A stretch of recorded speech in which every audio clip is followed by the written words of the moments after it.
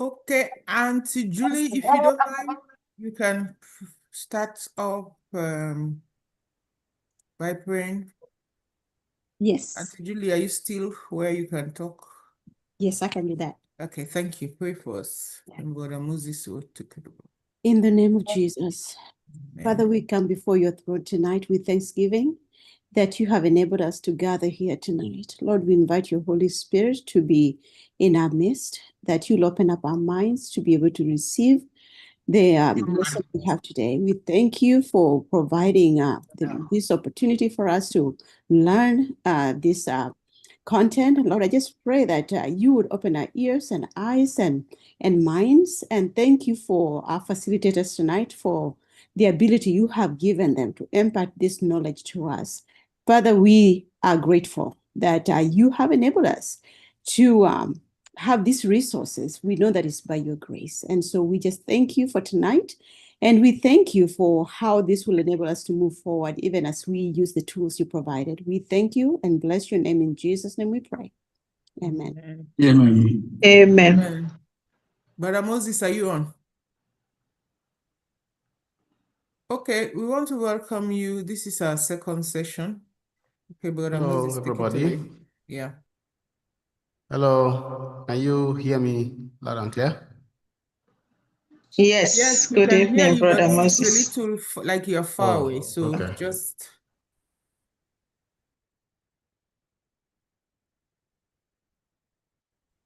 Sorry, I'm going to have to set my speaker here so I can hear what we are saying.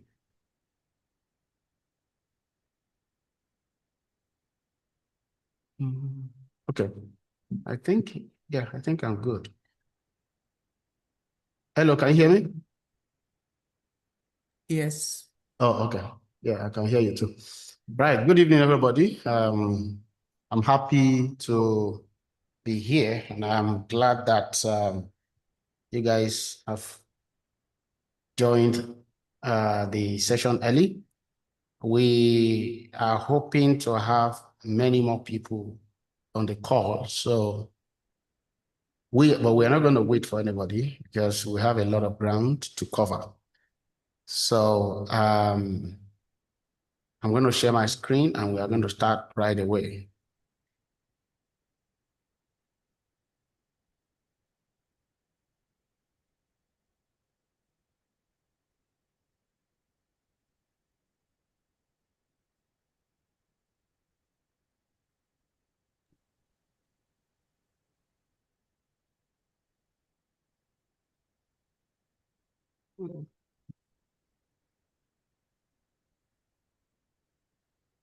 Okay, I believe that you can see my screen. Let me make it bigger.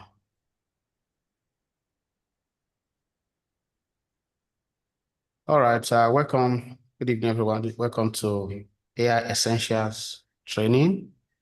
We had a session, the first session, we had it, when was that again? A couple of weeks ago.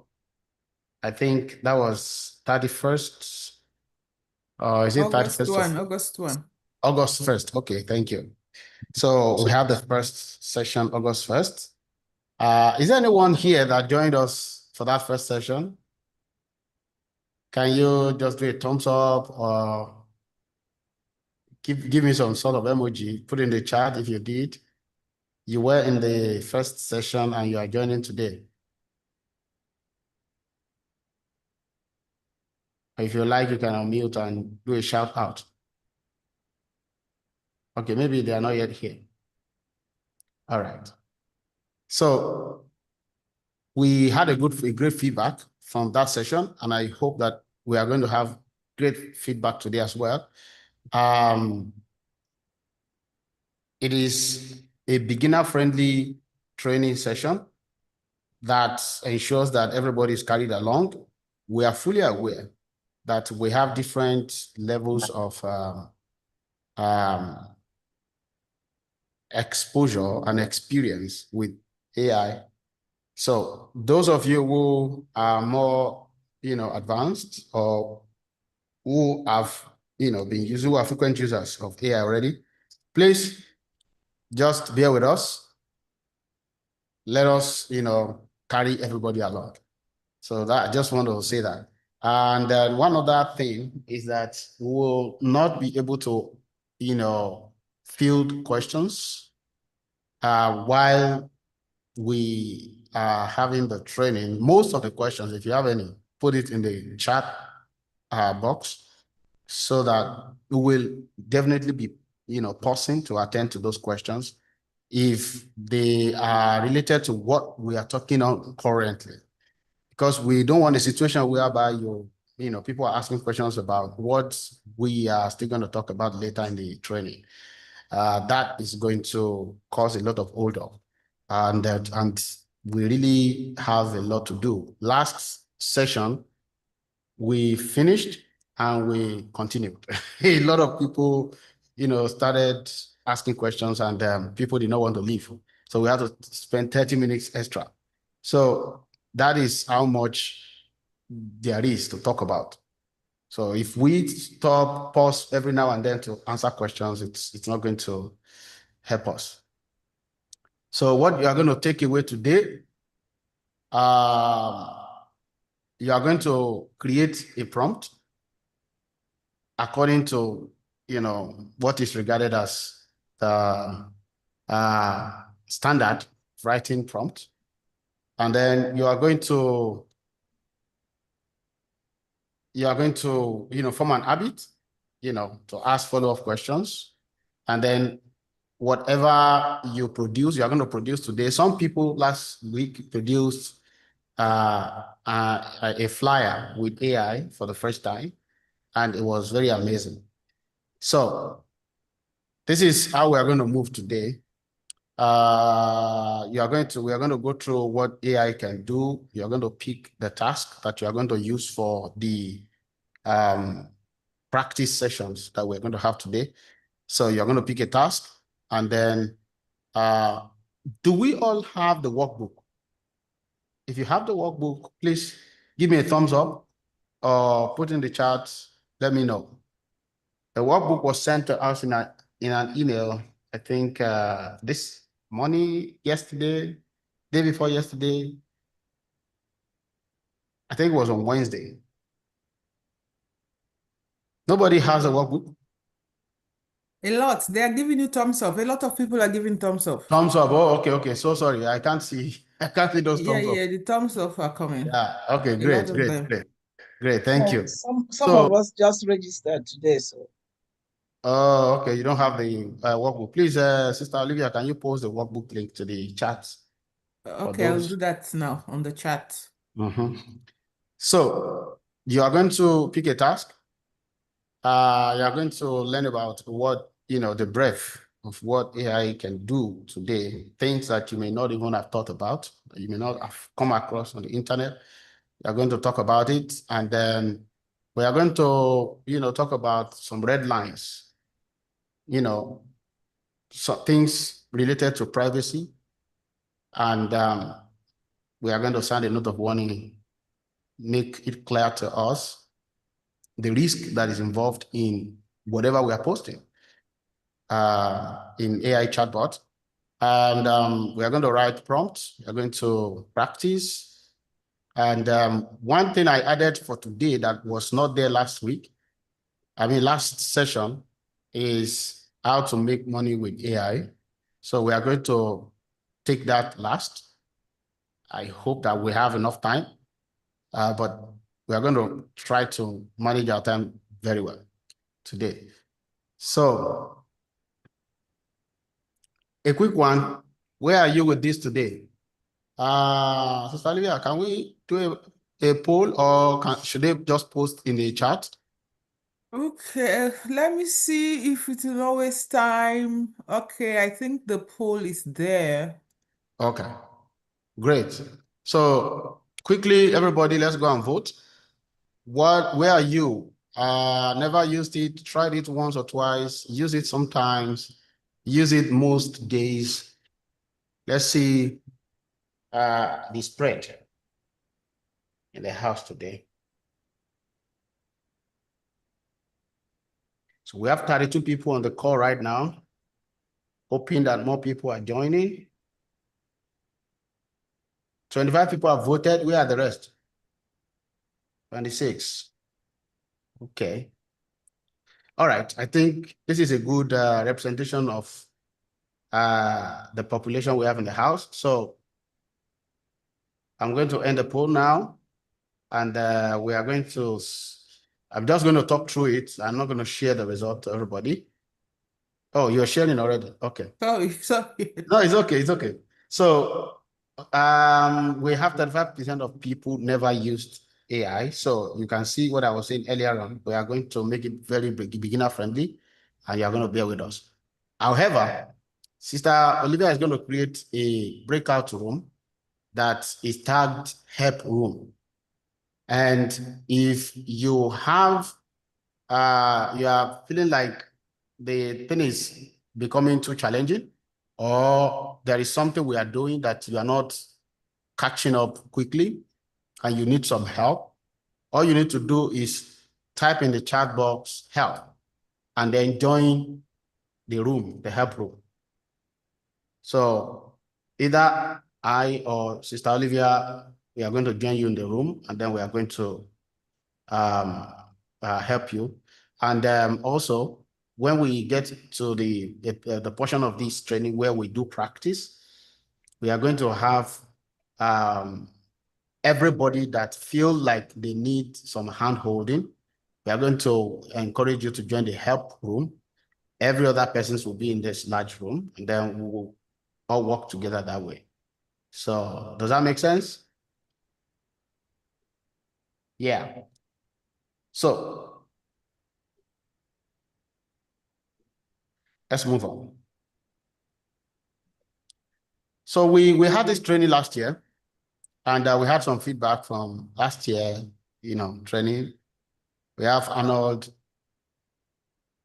says it is mind-blowing. Kennedy says it's eye-opening and insightful. Fumi says it's confidence booster. So we are going to await your own feedback for today's session. Let me also make it clear that there's another session tomorrow. Some people register to attend tomorrow. But if you feel like you have not had enough, you want to hear it again, you can join tomorrow as well. So pick one task. If you came with a particular task in mind, something that you want to get done with AI, you can use it all through the day. If you want to pick one of our own, we have all of this for you. You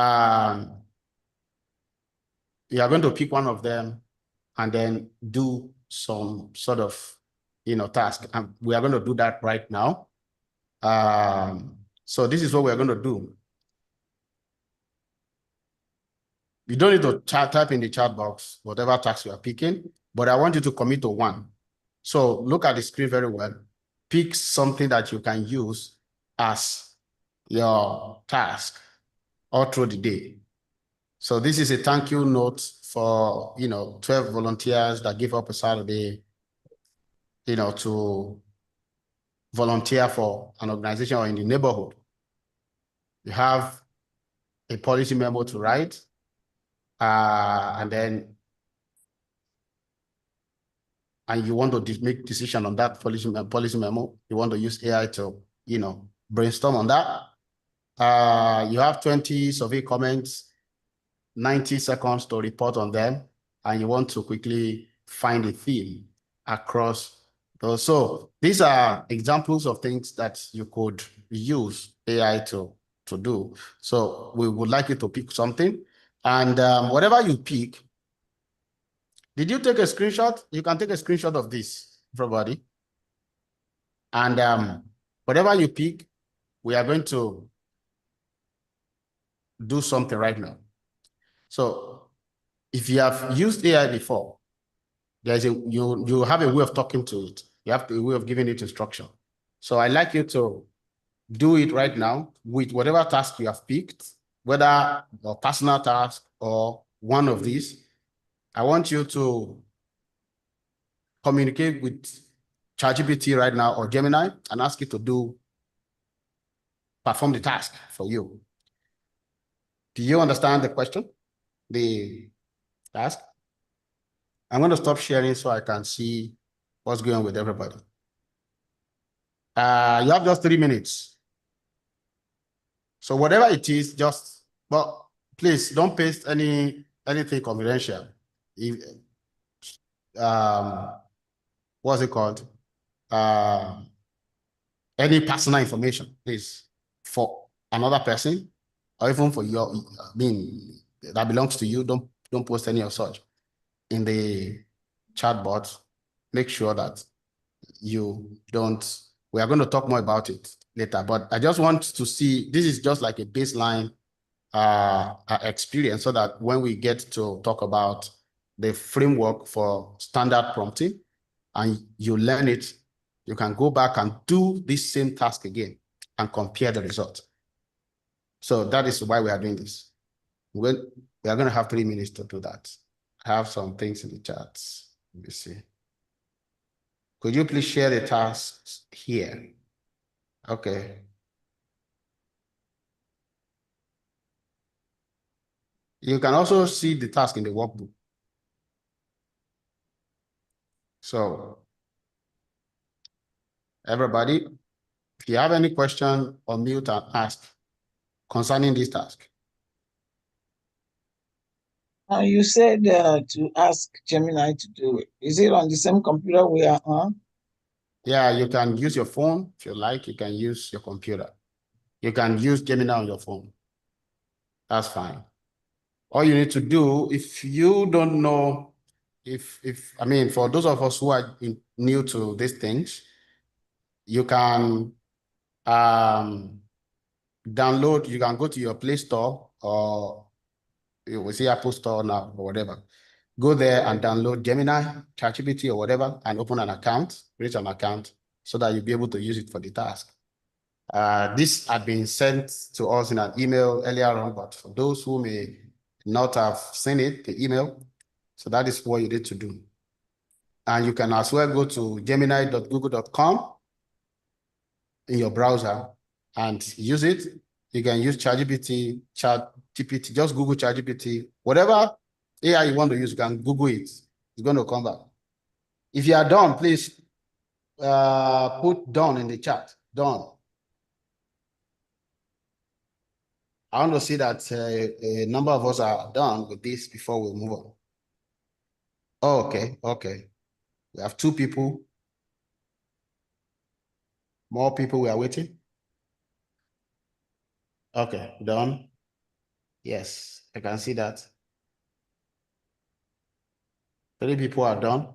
Okay, done. All right. I'm counting. Once we have 10 people done, we are going to move on. So we have 1, 2, 3, 4, 5, 6. 4 more people.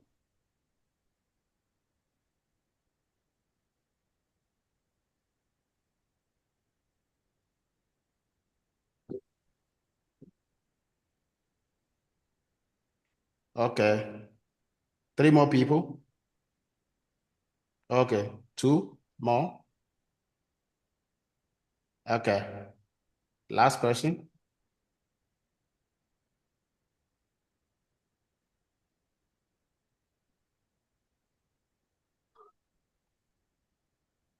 Where are others? It's not allowing me to type anything. Oh, like you couldn't type in the chat? No. Oh, okay. But you're done. No, I couldn't. If I can't type in, how am I done? Oh, okay. So you couldn't type in the AI, is that what you mean? Yeah. Okay, which one are you using? Are you using Gemini or ChatGPT?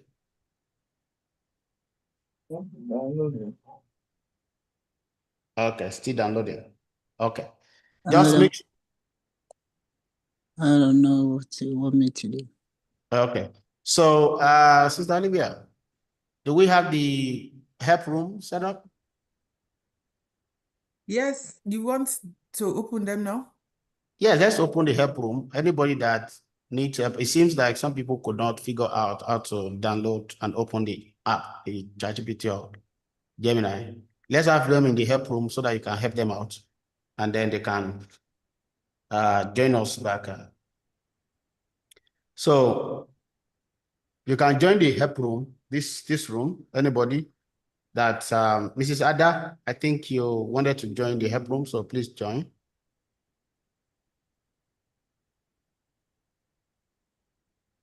Okay. So others, you can just tap on not now, and then we are going to continue. All right. Thank you so much for doing that.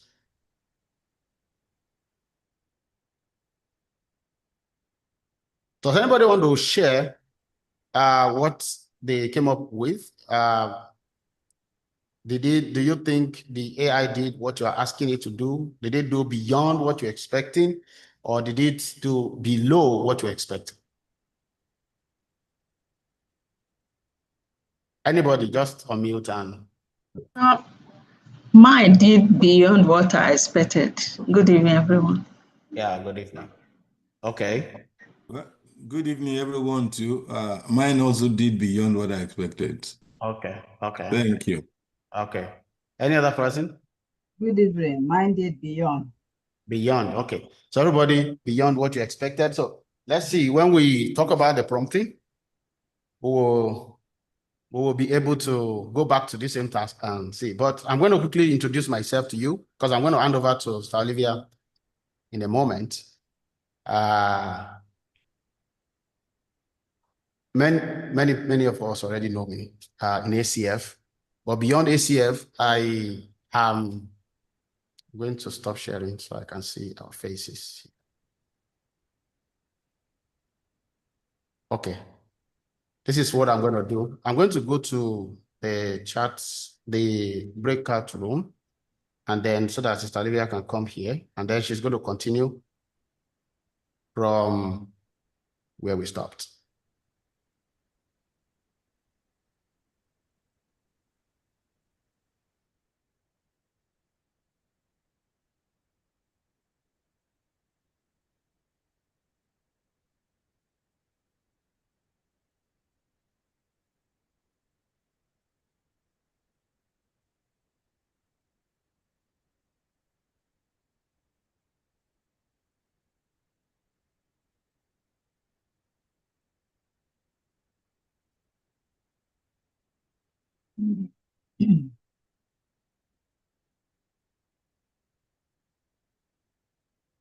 Hello, everyone.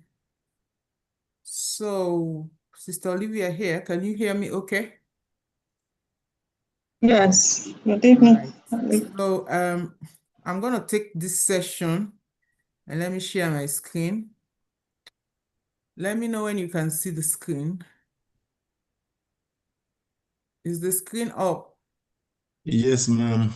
Yes. Okay, good. Yes. Okay. So what AI can do, you have to know that. But I like to present things this way.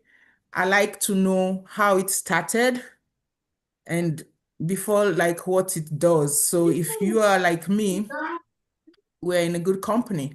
So AI, what is AI? Can anybody tell me? Artificial intelligence. Artificial intelligence. Artificial intelligence. Two words. So the first word is artificial. What does that word mean? It's not natural. Not real. It's not It's real. not real. Mhm. It's fake. It's Not human. man-made. So anything that man makes, man has control over it. So I want to demystify the fear that people have that AI is going to take over human beings. It cannot. It will not. Human beings are always here to control AI because we made it, right? So it might also interest you. This is a trivia. It might also interest you that the first time artificial intelligence was mentioned in the Webster Dictionary. Can anybody tell me what year? Which year? What do you think? Well, I'll probably say in the 80s because I heard about artificial intelligence in the 80s. Yes, sir. You're not too far. You're not too far. Anybody else? Okay, for time's sake, thank you, Uncle Emmanuel. It was actually 1955. The Webster Dictionary, Merriam-Webster Dictionary, they have a tradition of publishing new words for the year. So 1955, one of the words, or this is two words anyway, we call it one word AI, artificial intelligence. So 1955, so you see, AI is not a new thing. It has been there. And I'm going to show you that you have been using AI, but you didn't know it because it was not called AI at the time.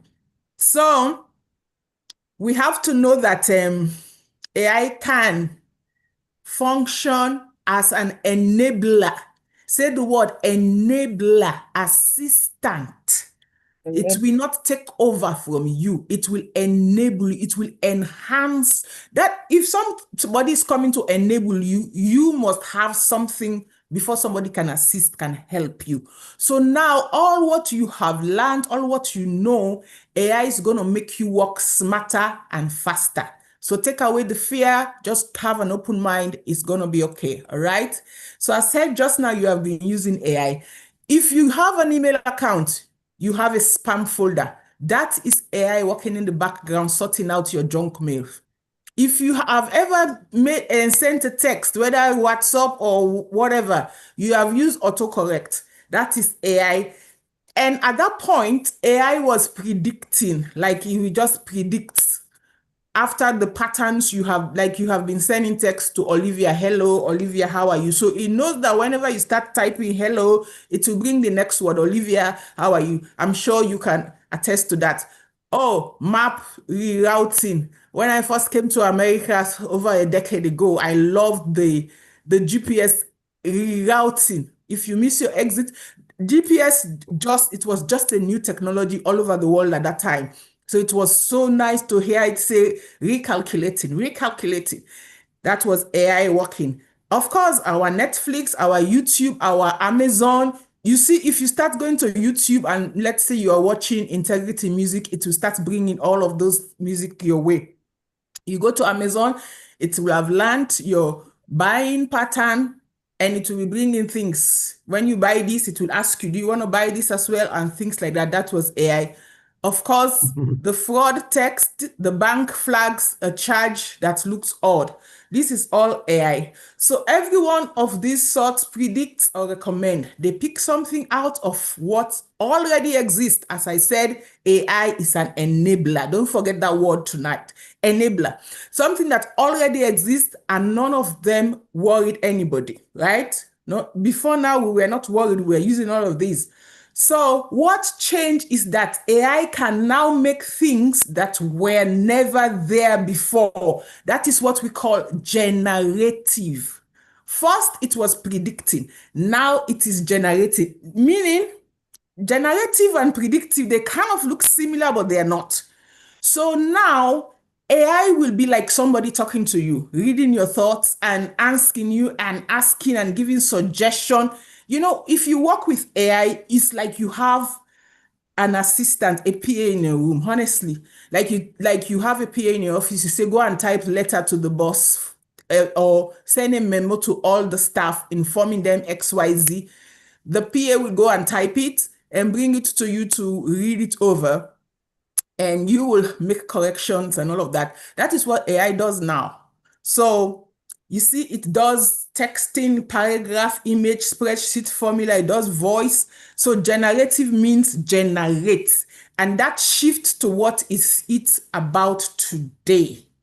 So please get that in mind. This is not a demon. This is not a demon.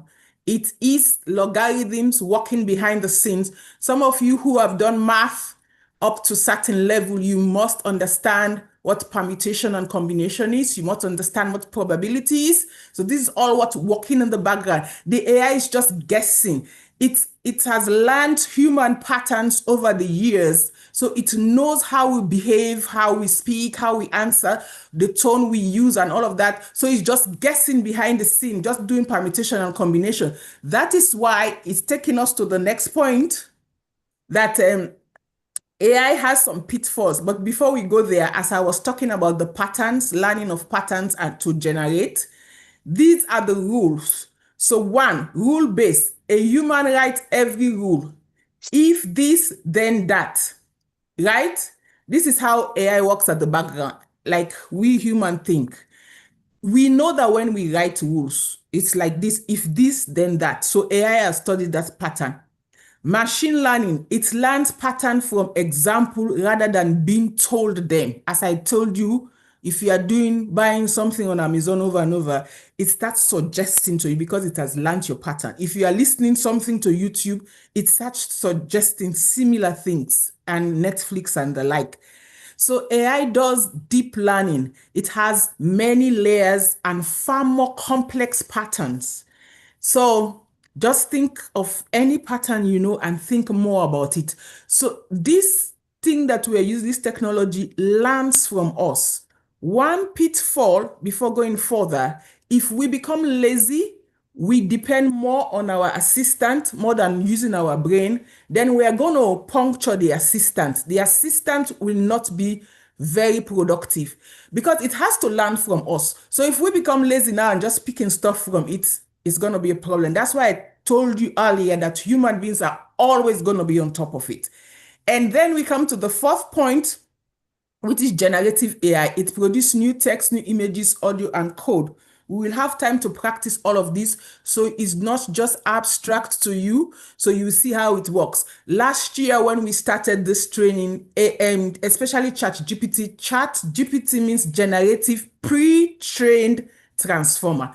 Generative pre-trained transformer. It was not able to do image properly, but today it can do images excellently well. So everything we will open today sits on these 4 boxes. On the 4th box, which is generative. It is the one that makes something new. So we have seen something like a kind of a progression, because why I say kind of, it's like layers. The thing is, it needs this point 1 doesn't go away because we're working on point 4. It builds upon each other. So that's what I'm trying to pass on. And how AI produces answer. Just now, Moses was telling you to do some task. That is what we call prompting. When you give instruction to an AI, you type in a natural language. Natural language means English or French, any language that humans speak. Machine language is Java and all of those things, C++. So now, because you're not a programmer, you don't know how to use those machine languages, but you can use your natural language and prompt the AI the same way a developer can use machine language to prompt it. So that is the beauty of AI. I can tell you, I have been in the IT world for a long time, and I don't like writing codes. I don't like writing machine language that the machine understands. I know how to read them. If I'm forced to, I can write them. But now with the AI, I can just write my simple English and it does whatever it's doing at the back. So it's so beautiful for me. And look at what we have here. It was built by reading an enormous amount of existing writing. See this tool in your hand as somebody who has read all the encyclopedia in the world. The person knows all of those things. And if you need to find out something, you don't have to go and look for an encyclopedia. You just have to ask this person that is sitting next to you. That is what the AI does. And in the process, it learned. It has not only captured all the previous writings that was available. In the process, it is learning also. So this is why this tool is so cool, because it's not static, it's dynamic. It's not saying, well, I only know this. It's growing, it's learning. So that is why human beings, we have to use it responsibly, or else we are going to make something that we will not like. We will not like the product. It is going to be garbage in, garbage out.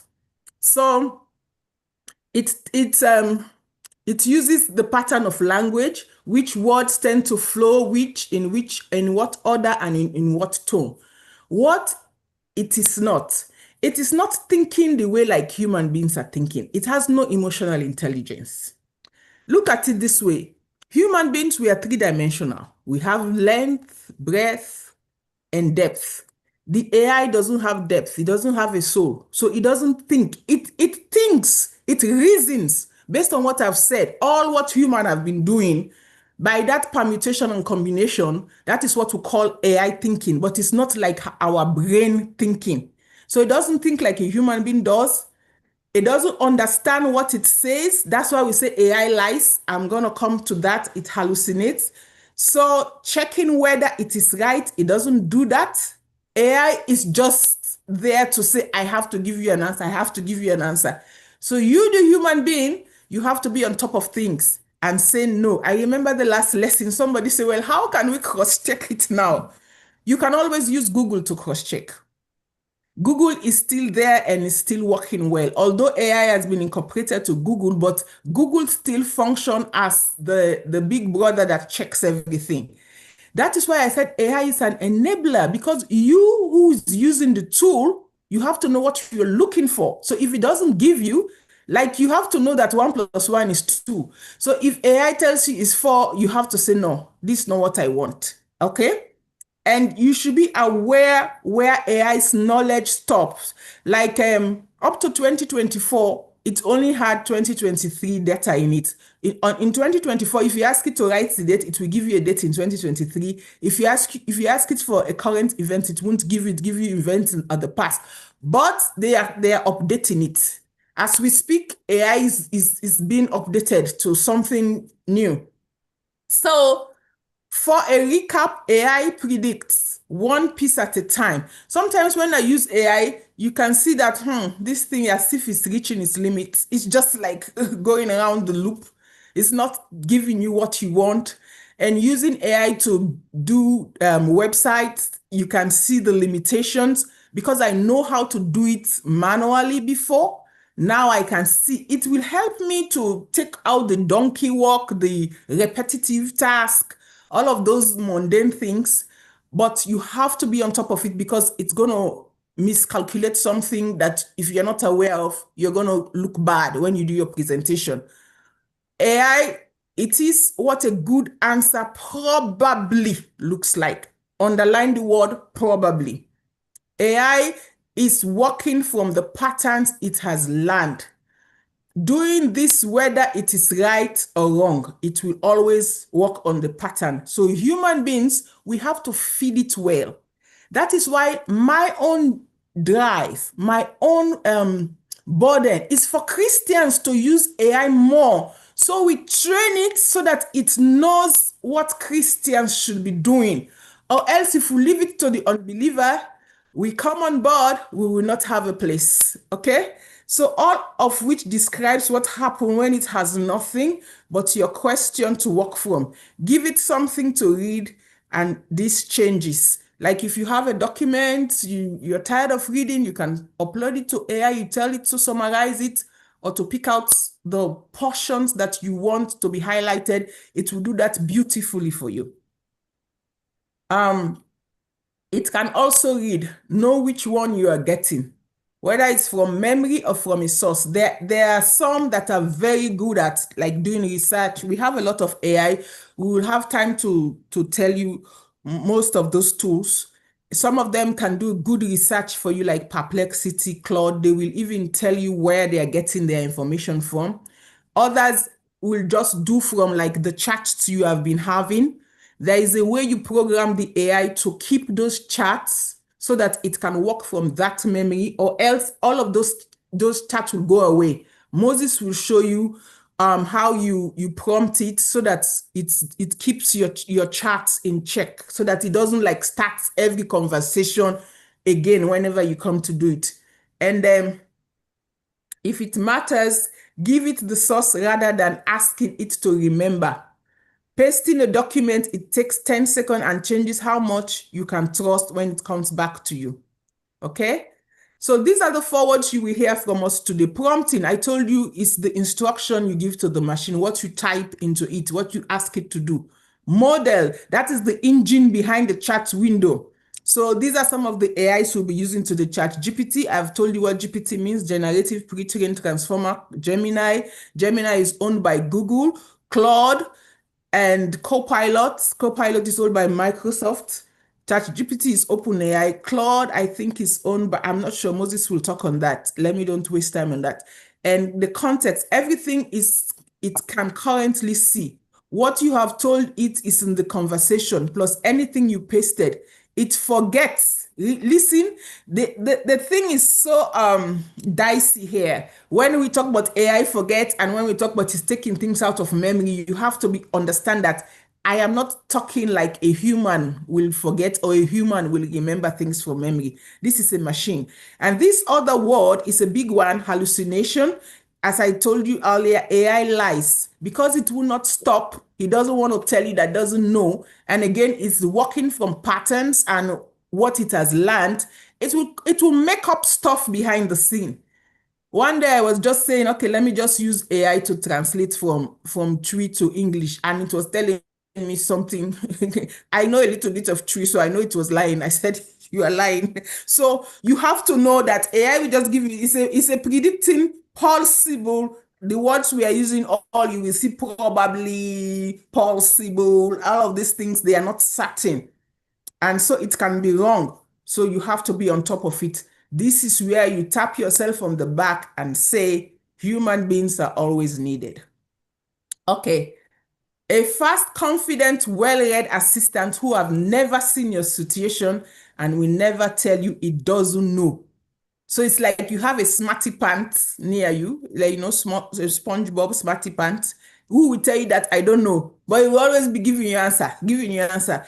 So you have to take your time and you slow down and you read. So AI is fast, seconds rather than hours. It can do a whole chunk of work in seconds, which somebody can take weeks on end to complete. Like I said, I can create websites, and before now, I will take weeks to do it on WordPress and things like that. But now I can do it faster on AI. And it is well read. It has read more than any of us because it has studied our existing pattern. It knows all there is about human beings. And never seen your situation. It does not know your church, your word, your client, or your deadline until you tell it. This is very important. And never say it doesn't know. It doesn't hedge, and it sounds the same whether it is right or wrong. AI is always confident. So please be on top of things responsibly. And 4 families of things it can do. Text, like Moses was encouraging you to do now. It can write for you, it can rewrite, it can summarize, it can explain, it can translate.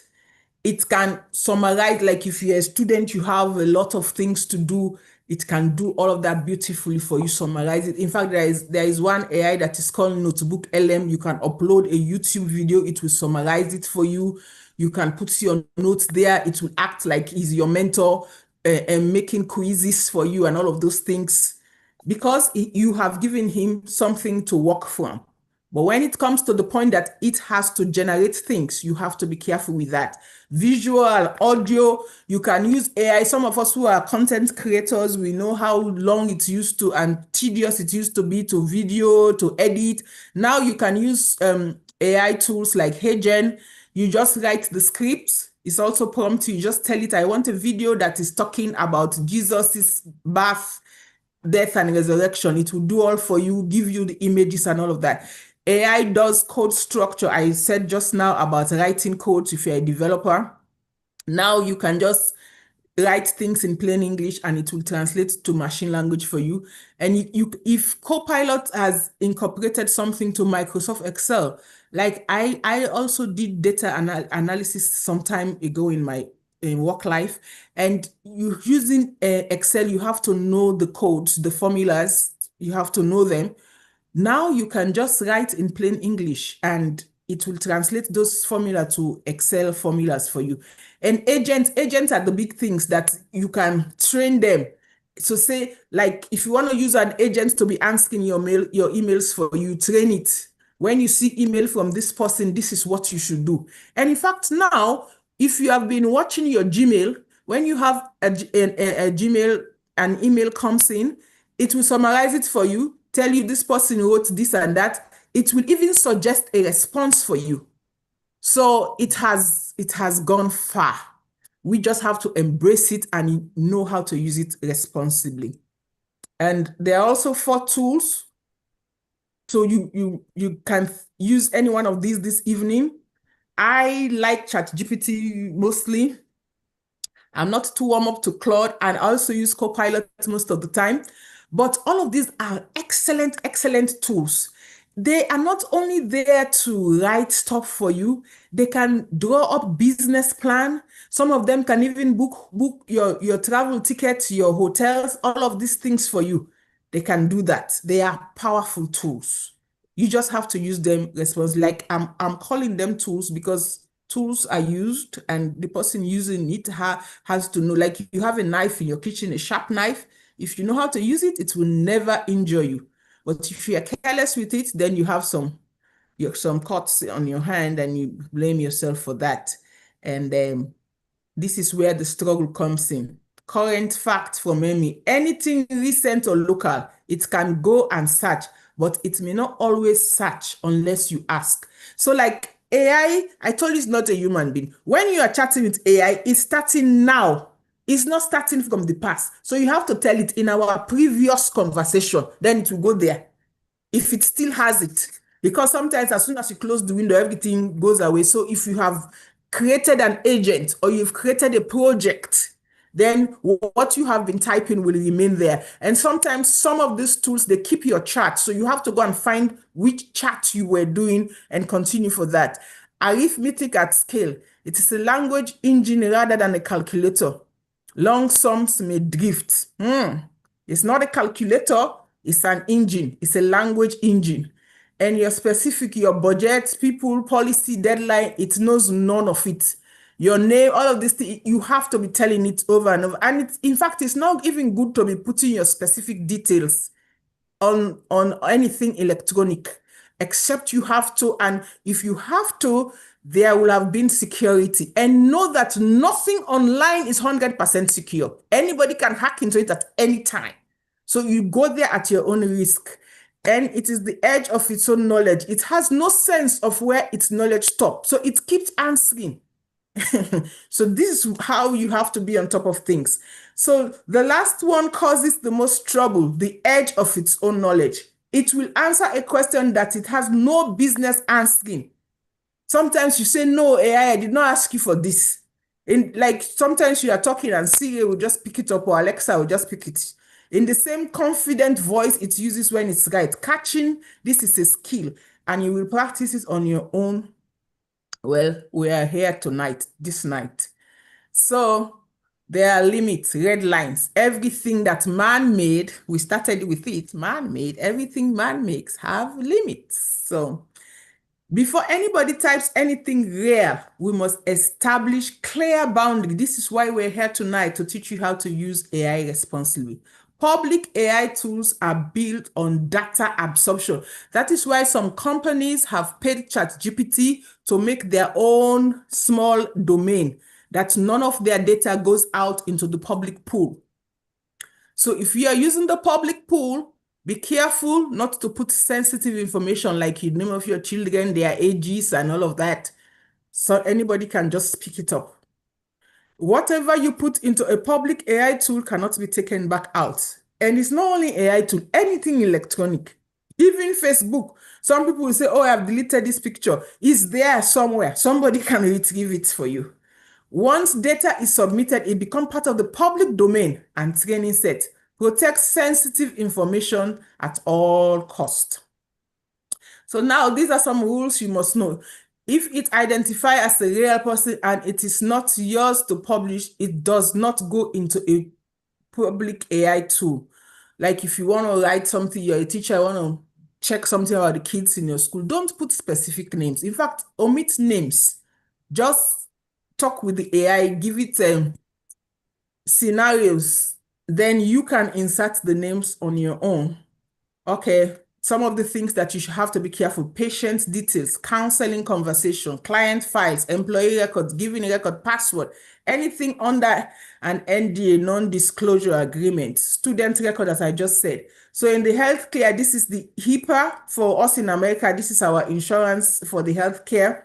And a free AI tool sits outside it. If you are on the staff anywhere, your employer data policy still applies today.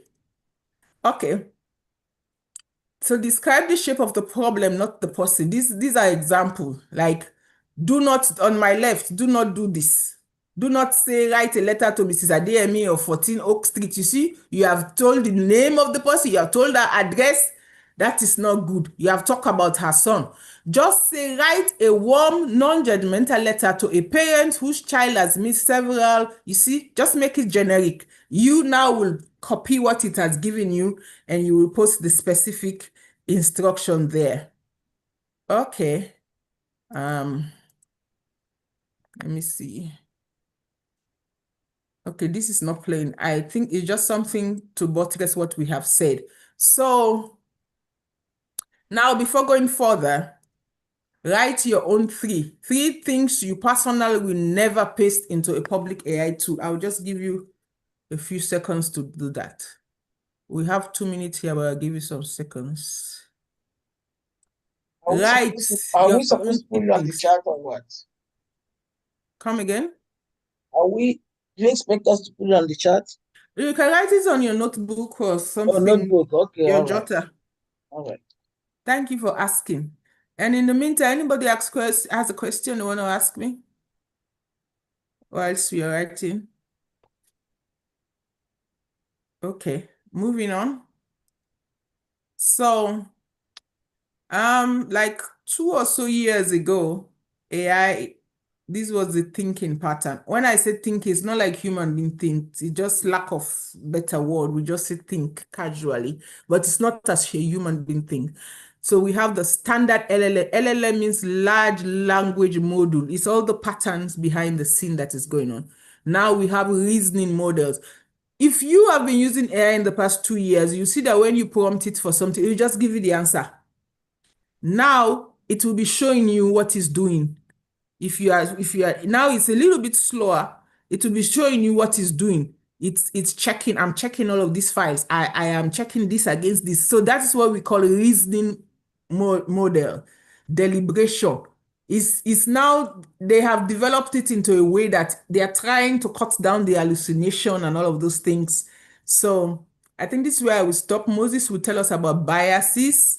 AI is biased, meaning that, like, if I ask ChatGPT now to design a picture of a toddler, he's gonna give me a white Caucasian child.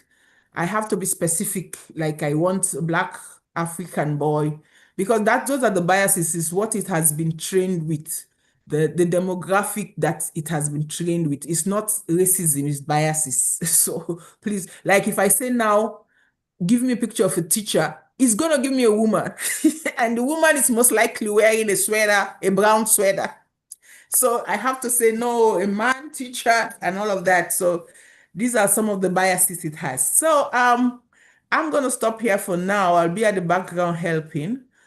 So let me stop sharing. But if you have questions for what I've just said, let me know, please. Just a few minutes for questions. Well, thank you so much, Sister Olivia. Yes, sir. This is a very good stuff. Like we said earlier, a lot of us have been in and out of it, and they've been following the trajectory with all this. So this is really bringing it home, and thank you very much. That's a beautiful presentation. Thank you. You mentioned some key things that we need to do. One, the kingdom application, where we need to use it more so that we can push it.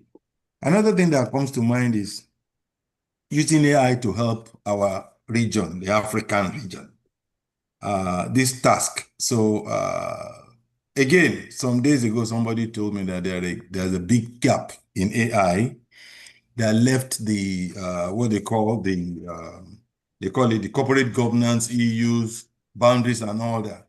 So what are your quick points on how some of these things we can really, work at it or make it either individually, collectively, or otherwise? Thank you.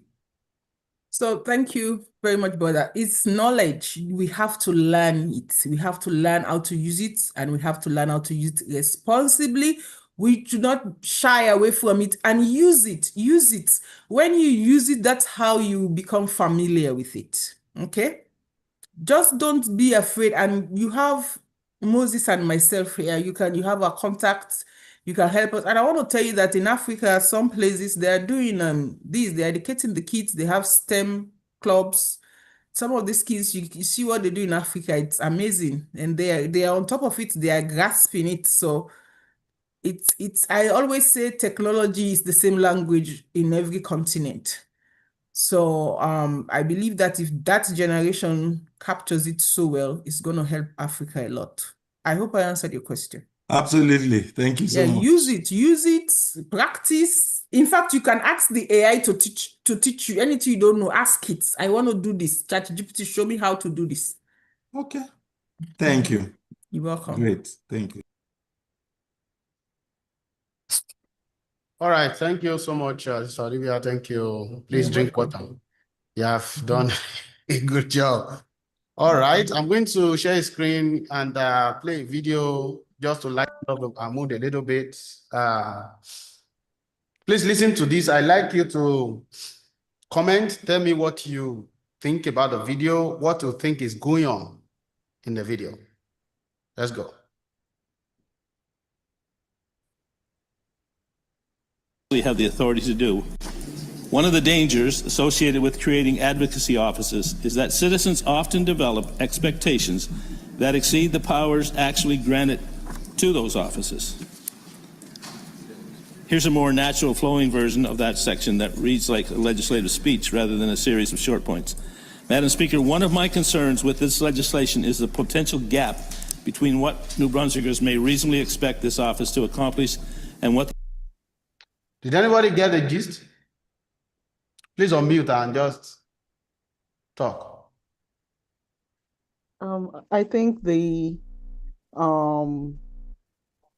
presentation he was reading might have been created in an AI platform, because somewhere in between it was like saying, I can give you a better way of phrasing this before he continued reading the presentation. Yeah, I'm going to play it again. Thank you so much, Abigail. I'm going to play it again, and the office will actually have the authority to do. One of the dangers associated with creating advocacy offices is that citizens often develop expectations that exceed the powers actually granted to those offices. Here's a more natural flowing version of that section that reads like a legislative speech rather than a series of short points. Can you see that? That is asking AI to, so they probably prompted it to, write a speech, and then after writing the speech or writing that line, it gave another option of how to render, how it renders that line, and then they printed everything out that way. And they give it to the congressman. I don't know the man. And then the man also read it. Like that. It means two things. The person that prepared it did not read through to filter out what is not supposed to be there. And the man that is reading it is reading it for the first time.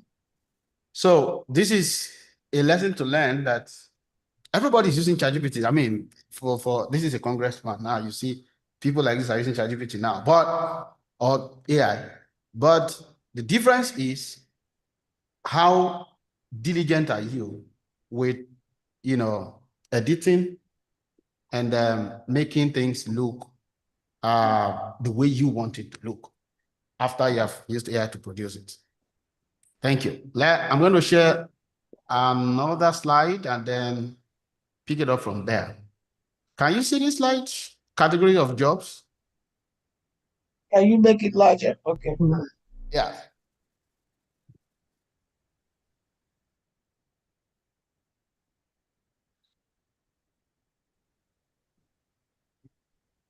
So sorry. Okay.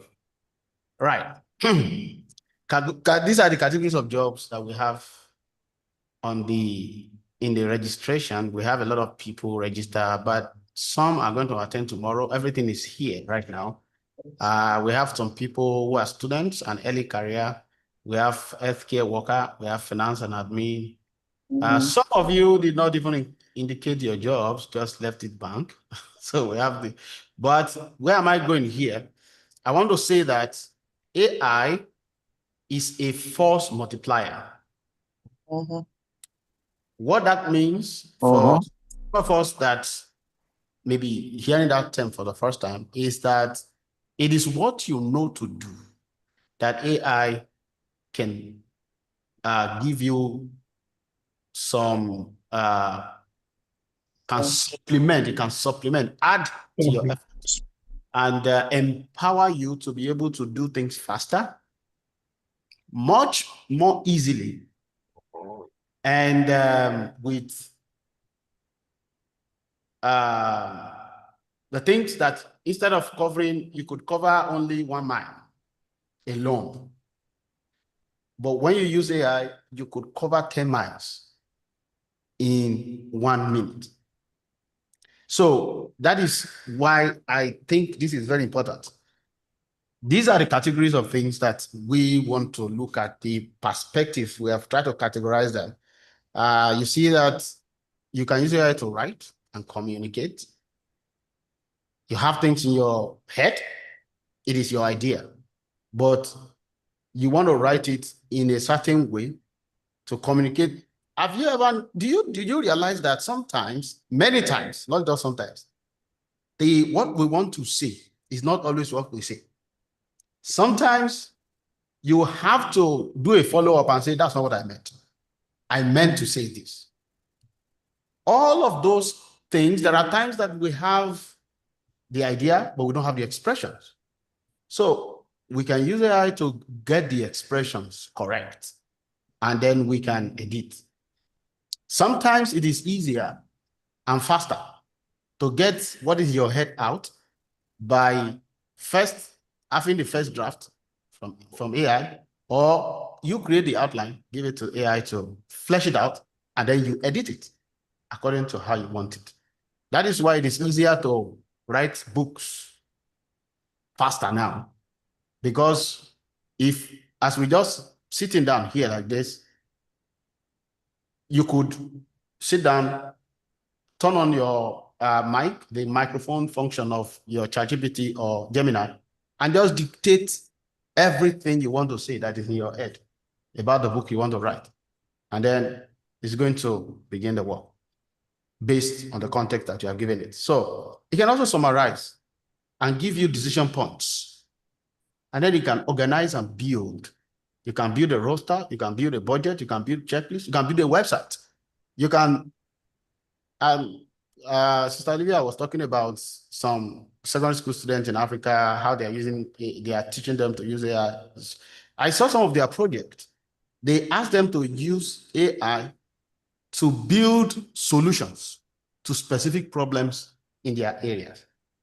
So I've never written a line of code before in my life. Maybe Hello World. If you know about learning to code, this is where they used to start in those days.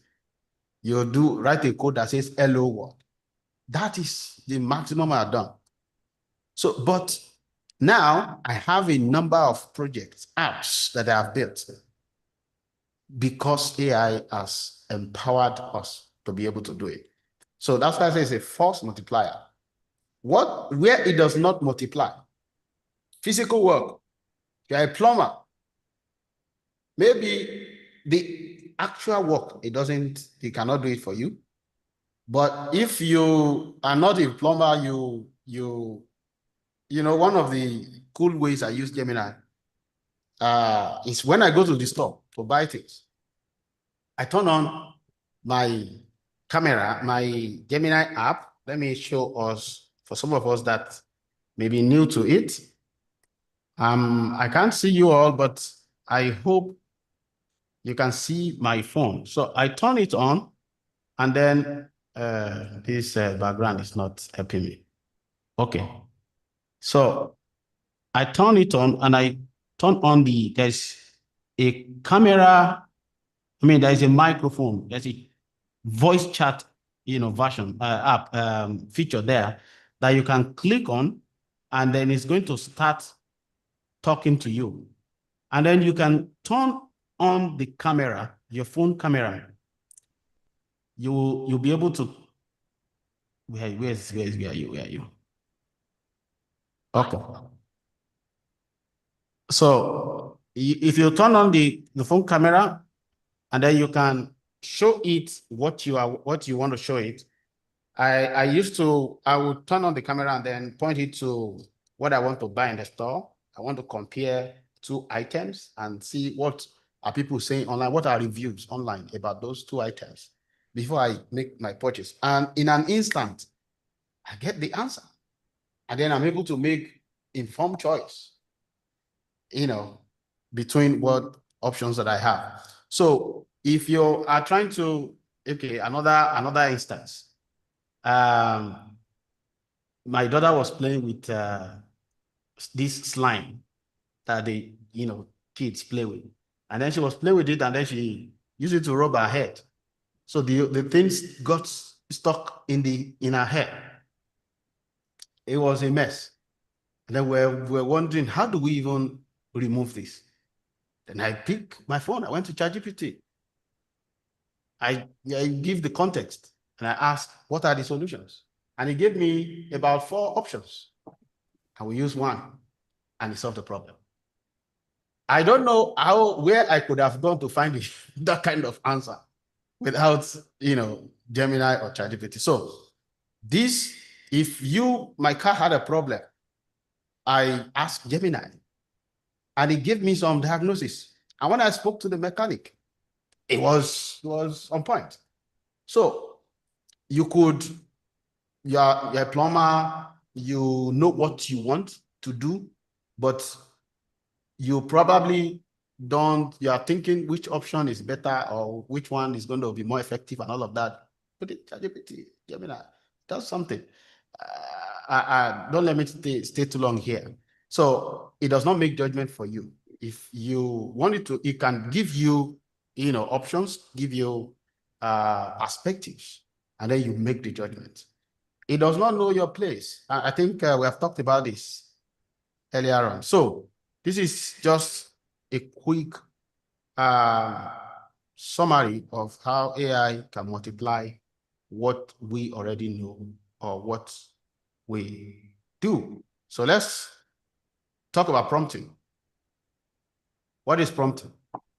Prompting is just giving instruction. I want you to think about a scenario whereby in your place of work, you have a new intern. You hired a new intern, and this particular intern is going to work with you.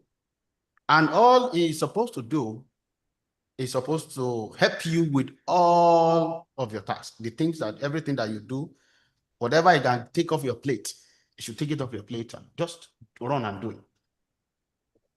What do you need to make sure that that's your intern?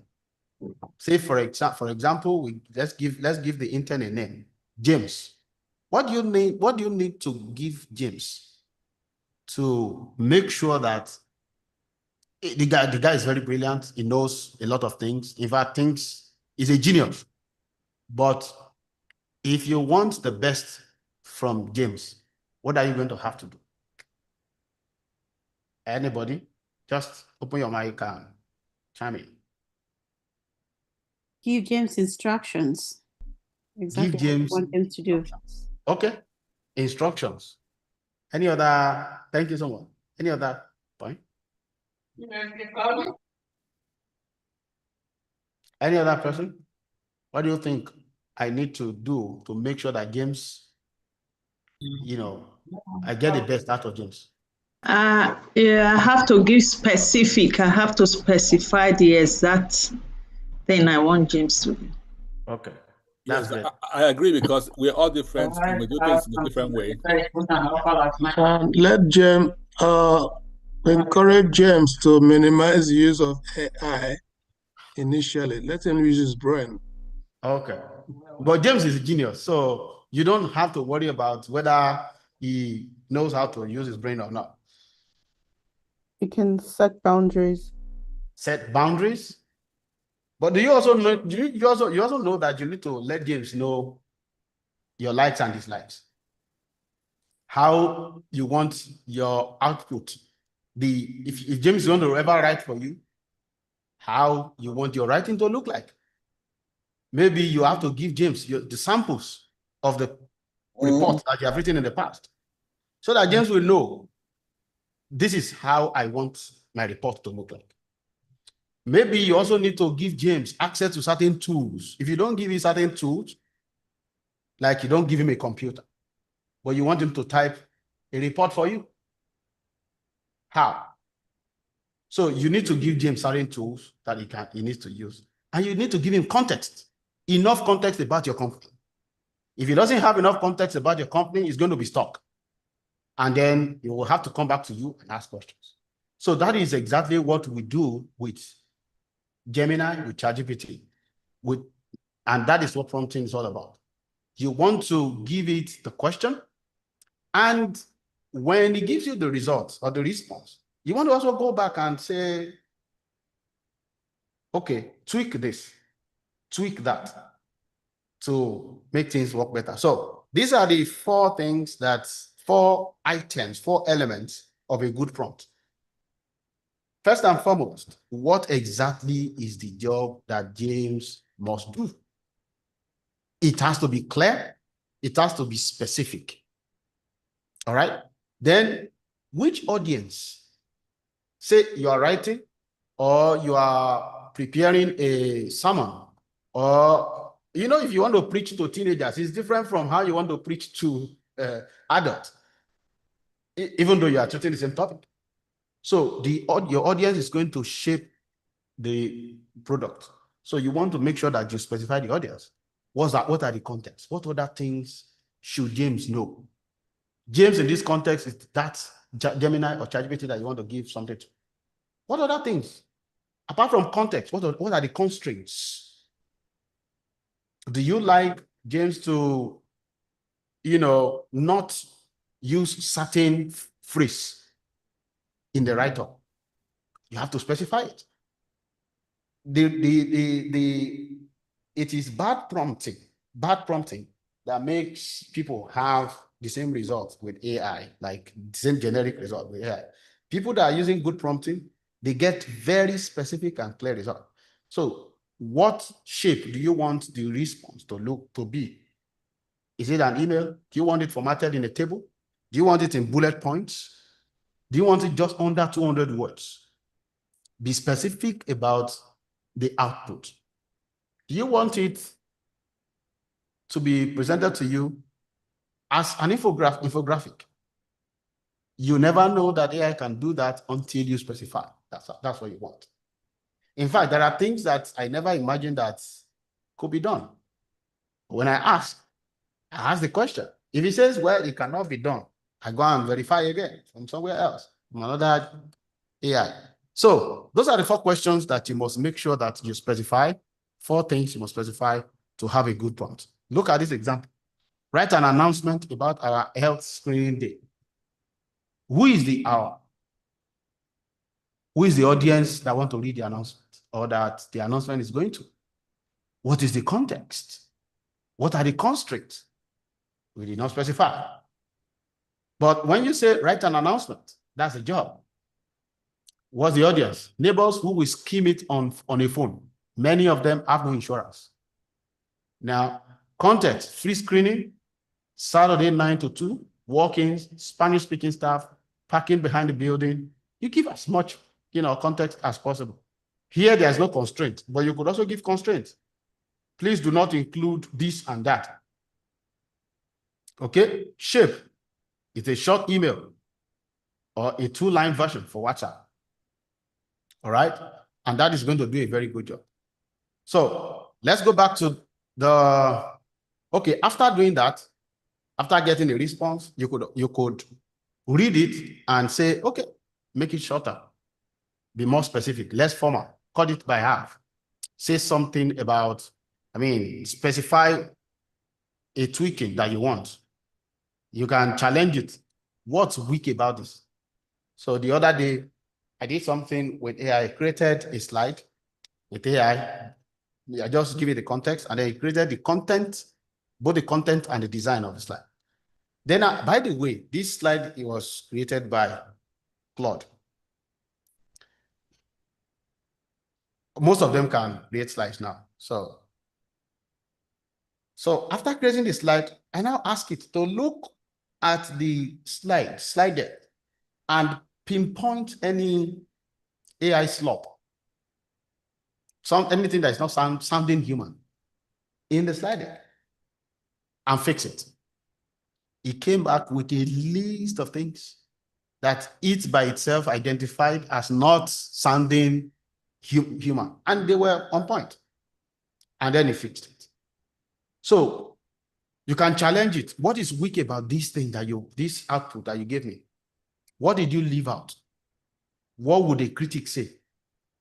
It will give you another angle. You can ask it to argue against itself.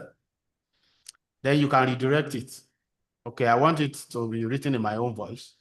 Look at the sample of the one I wrote last week. Give it the example. That use my voice. It's going to study the pattern and create it in your voice. So that follow-up, never treats the first response. If you are doing anything very critical, never treat the first response as the final response. Always ask a question about it. Always ask it to. In fact, if you want to get the best out of AI, you could say, give me 3 divergent views.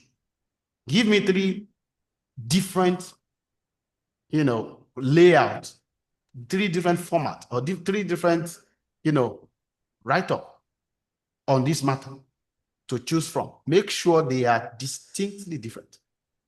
You will be amazed. You'll be amazed at how far you can stretch large language model. They do as if they are lazy, but when you stretch them, they give you something that you never expect. All right. So let's go back to the task that we did in the first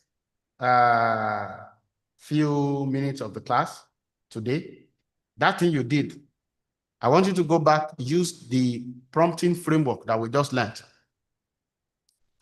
This prompting framework, use it to rewrite your prompt.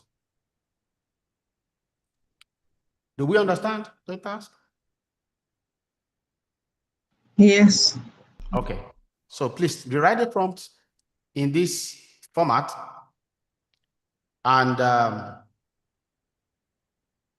send it to the same AI you used the other time, and then compare the result.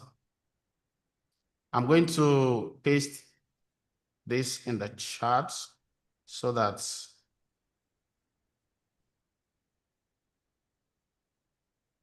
okay, this is the prompting framework. I've put it in the chat. So I'm going to stop sharing here so that we can see ourselves. And once you are done, I want to see done in the chat, everybody.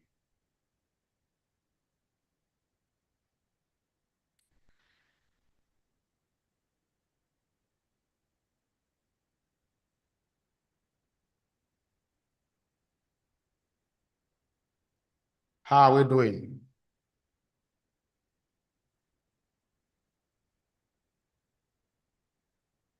Just rewrite the prompt based on the framework. The job, make sure you specify the job. What's the task? Okay, specify the context, specify the audience, and then specify the format, the shape you want the output to take.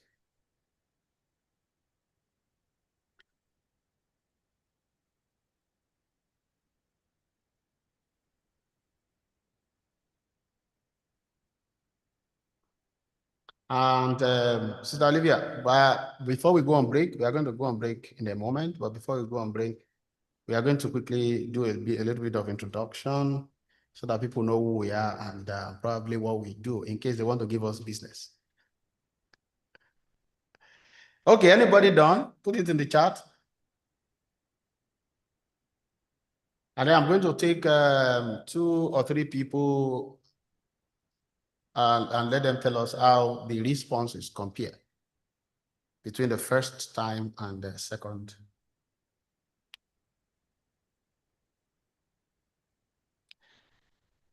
I'm seeing only myself, so I'm not sure if people are with me. Everybody's camera is off and we are muted. So please, let somebody speak to me. How are we doing? Are we on it? Yes. Okay, thank you. Thank you so much. All right, I'm waiting. Mr. Motosho, you seem to have done. You are done, right? Not yet. Okay. You say you wanted to see our face, so I was trying to. Yeah, I can see your face now. Thank you. Okay. Okay.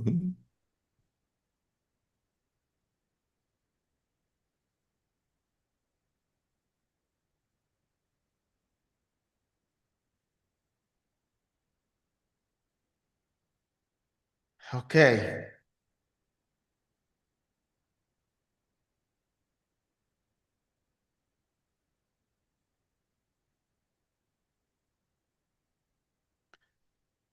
Oh, Mr. Chizaram. Okay. That was a mistake. Oh, okay, done. Can get it done now. Okay, do you want to take us through the difference between your previous response and now?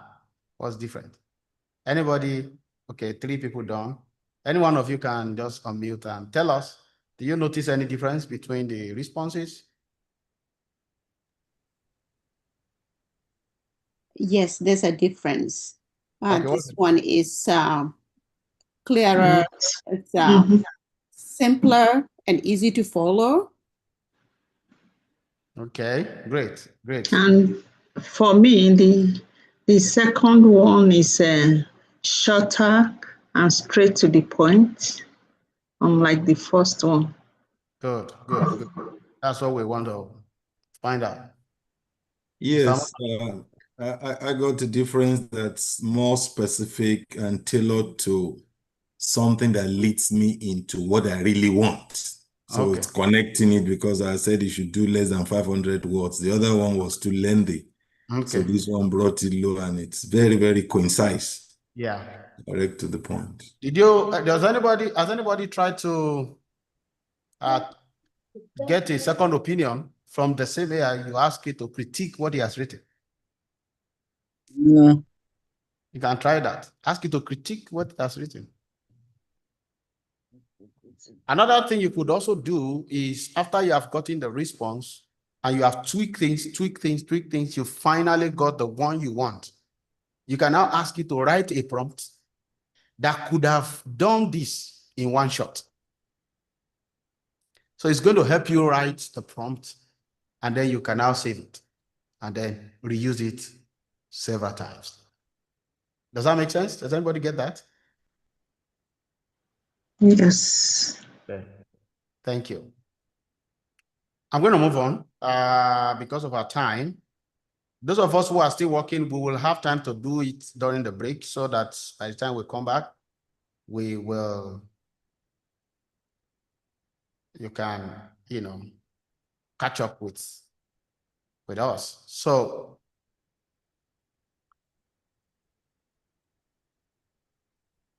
we are going to go on a break.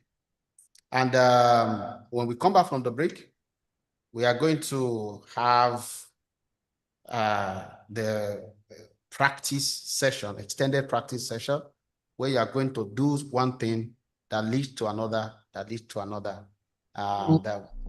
maybe three or 4 things. Then we'll be done. So you can go on break. I will be here. If anybody has a question, you could ask. 10 minutes, we are back. That means we are going to be back 7:33. This is 7:23 CST. I have a question. Please go ahead. Yeah, what could have gone wrong when AI was asked to grade a paper, and then looking at the grading,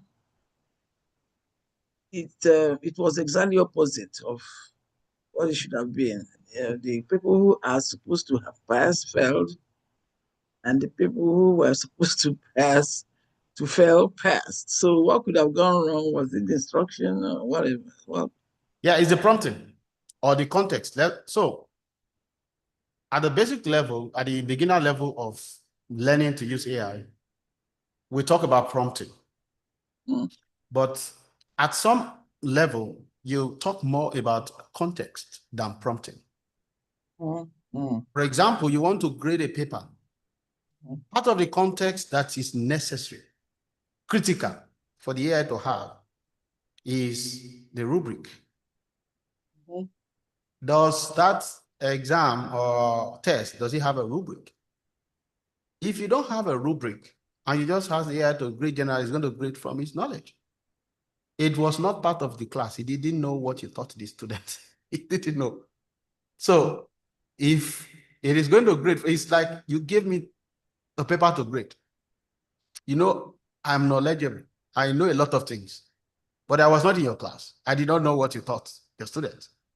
So, and you said the exam based on what you taught the students. But I am going to be answering the question based on what I know, not necessarily based on what you taught the student. And you know that knowledge is progressive.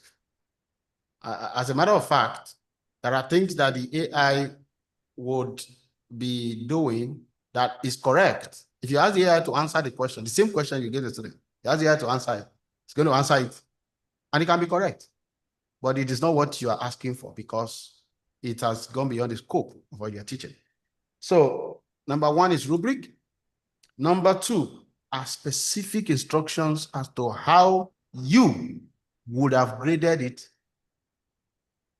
if you were the one when to grade it. So I believe what could have gone wrong, I don't know the kind of the subject, because if it is English and you write an essay, you ask AI to grade the essay. If you don't give it rubric, it's going to grade nonsense. Maybe especially if you want to grade essay in US, it's different from the way you will grade an essay in WIEC standard in Nigeria. Because I mean, I've done that a lot. So I can bet you that the problem is the context and the prompt. Okay.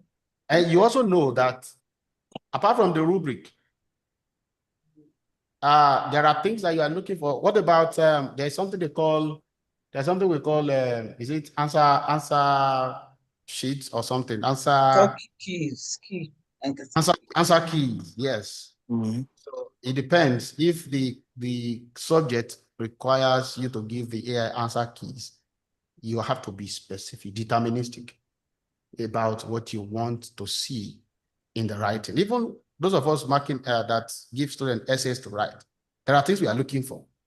So you have to state that in the answer key.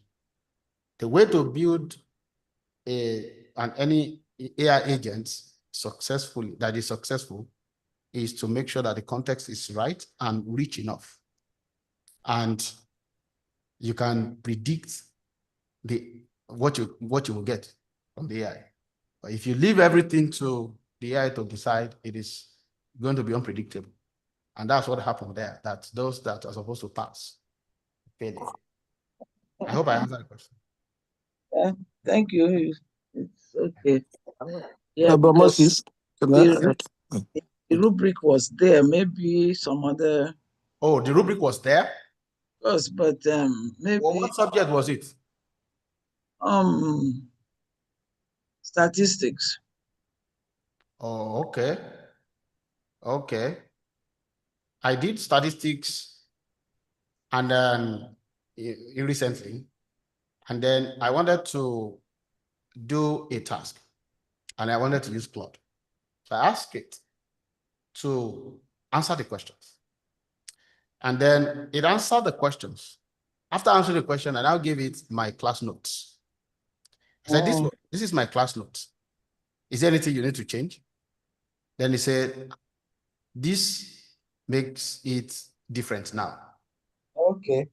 So you can see. So that's part of what I'm talking about context. How did you give it the class notes? Oh, we are going to get there. I'll show you how to upload documents, and then there are particular AIs that you can download as apps on your system so that you can give them access to certain folders in your laptop. All right. Everything in that folder will be taken into account in doing whatever task you ask them to do. That is context. Okay, Mr. Victor. Yeah. I want you to differentiate between, AI is good, and some that are, and the ministry and, kingdom assignment. Some of the pastors now are using AI to, foster their sermon. How do you differentiate between revelation, spirit-led, and using AI? Is there any time we can say, oh, we don't want to use AI, but let us, use revelation, and when you know clearly that this is a revelation, but this is spirit-led? Okay. How do you match the two together and differentiate? There's a preacher, a Nigerian preacher. She was as a woman. She was preaching, and she said, in her business, in her life, she has never seen anything that made her life easier than ChatGPT. Like, yes, when that ChatGPT came, she said, "Oh my God, it made her life so easy." She said, but he had to go to God. She had to go to God and say, "God, you have to help me." Well, at what point will I be over relying on this tool than Holy Spirit?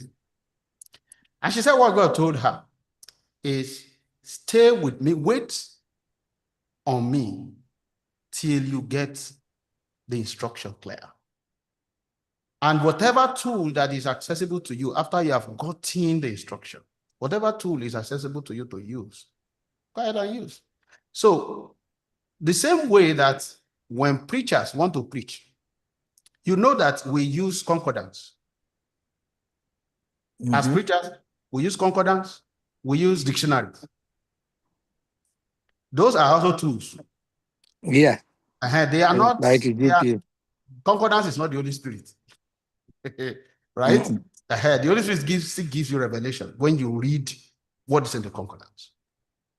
Just to add to, but people who wrote the concordance might be Christian, might be some of them. Okay. I think the difference there is that you might get information from a different preacher, from a brother or a sister. Yeah. It doesn't matter where you get the information from. It's not the same thing as a revelation. Definitely, that's what I want to. So whenever you have that information, if God doesn't breathe on it, it doesn't impact life. So you might, so even if you're getting that information from ChatGPT or from a brother in the church or sister in the church or from the book you have read, if the Holy Ghost does not breathe on it, so it becomes life-giving, it makes no difference. So like Robertus was saying, it doesn't matter because we're not preaching information. We're not trying to pass knowledge. We're trying to minister the Spirit. Minister the Spirit, yeah. Yeah. Yeah, thank you so much for the clarification. So it does not, the Holy Can I say Spirit something, doesn't take please? the place of the Holy Spirit. We still have to rely on, sorry ma'am, I'm coming. We still have to rely on the Holy Spirit. The Holy Spirit has to give us revelation. But ChatGPT, those research that we are doing inside the concordance, it's a help, yeah. It's easier to do with ChatGPT. Absolutely. So those are things that makes a difference. Mrs. Dorothy, please go ahead. Yes, thank you very much. I think a lot of ministers are wondering at what point can we depend on ChatGPT? Will ChatGPT displace the Holy Spirit and so on? But just like you said, I want us to see these tools like if you had a physical concordance, Bible dictionary, your regular dictionary, and you are using it for study. You are not lifting everything ChatGPT is giving you to go to the pulpit to preach. You are using it during your study.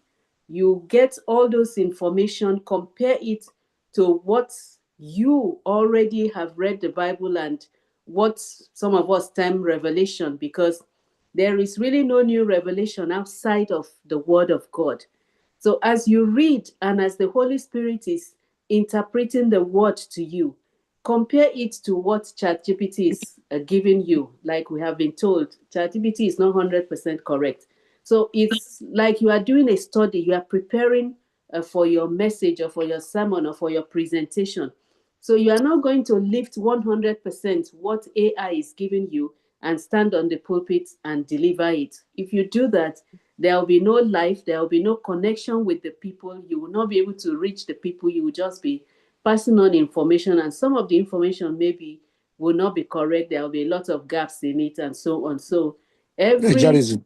every pastor, every minister should take time to do their preparation, and that preparation means reading through whatever information you have in front of you, and opening your mind also to the Holy Spirit, so that you receive the word that is actually relevant to the audience that you are ministering to.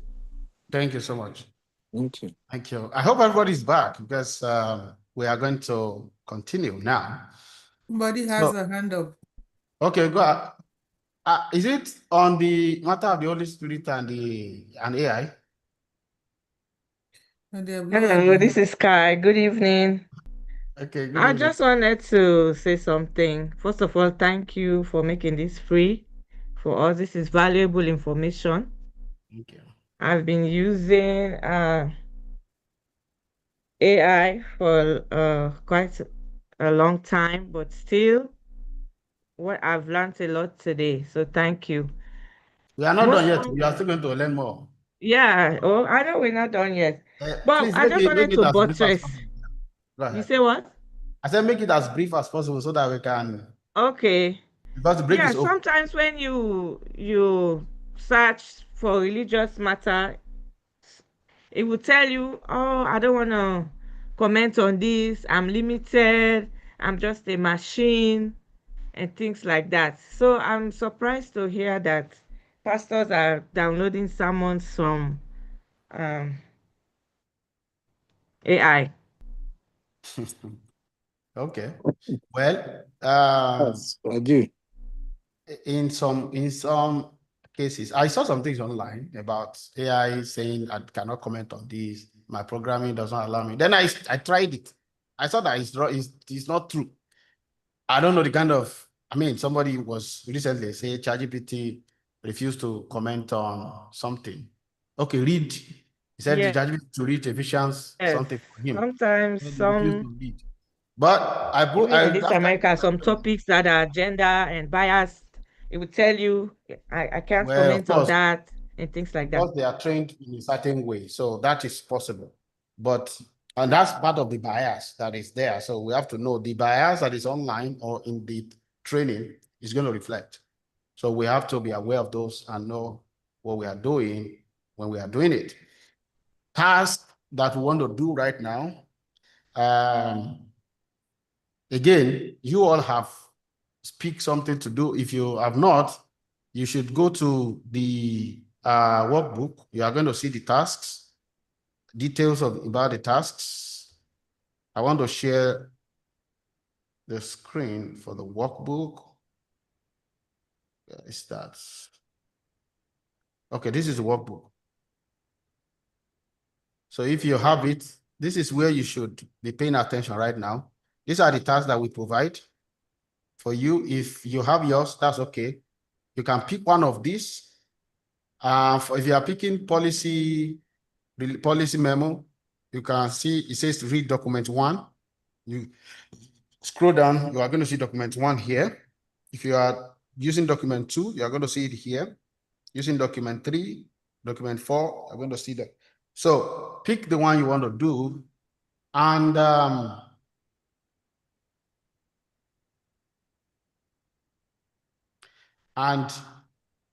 answer these questions.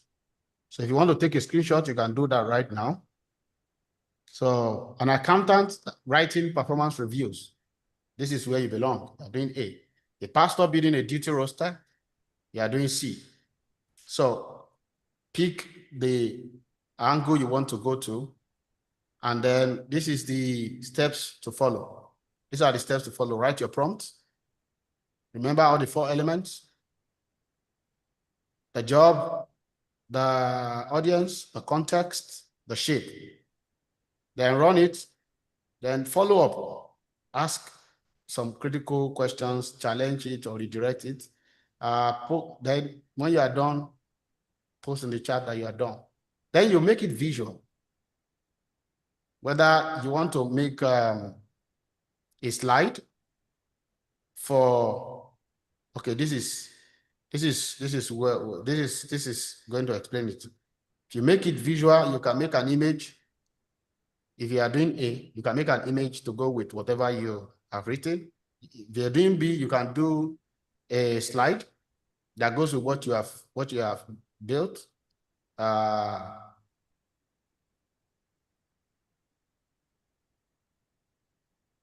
And you can do infographics if you want. Just do something.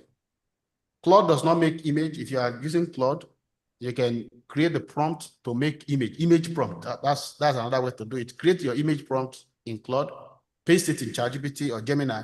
It's going to make the image for you. Free version is sufficient. So let us start. If you have any question, let me know. I'm here. We are not going to use 22 minutes because our time is fast spent. We are going to use 15 minutes on this task. And we'll all be here. You can unmute, everybody can unmute if you're in a quiet place and you know there won't be any disturbances, any noise. You can unmute and let's be having conversation as you are doing it. If you need any input from me, ask. I'm going to chime in.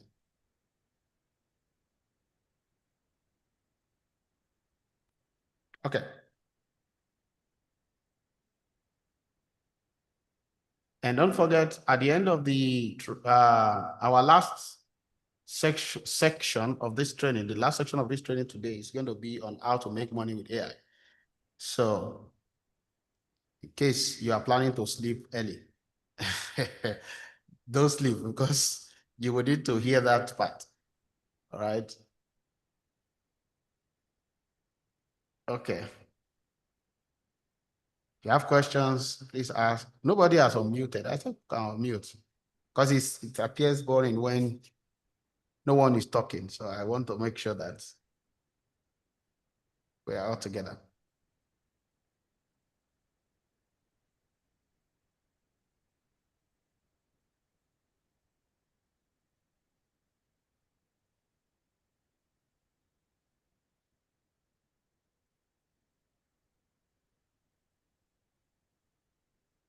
I'm going to come back in 5 minutes to check in with us, whatever we are, to know where we are. Is it okay if somebody is bold enough, they want to share their screen to let others see what they're doing? Yeah, that's good. That's good. Anybody? Okay, if anybody want to share your screen so others can see what you're doing, you have the latitude to do that now.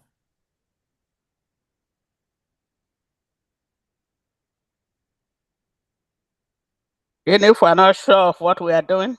That's good. There's If I'm not sure what you are doing. We're not grading. All right. If you're not sure, you can impute, so. you can impute and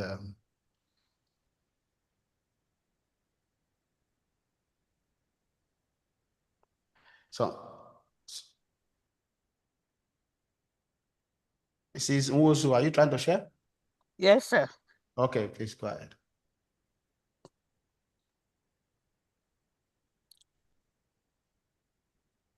Uh-oh.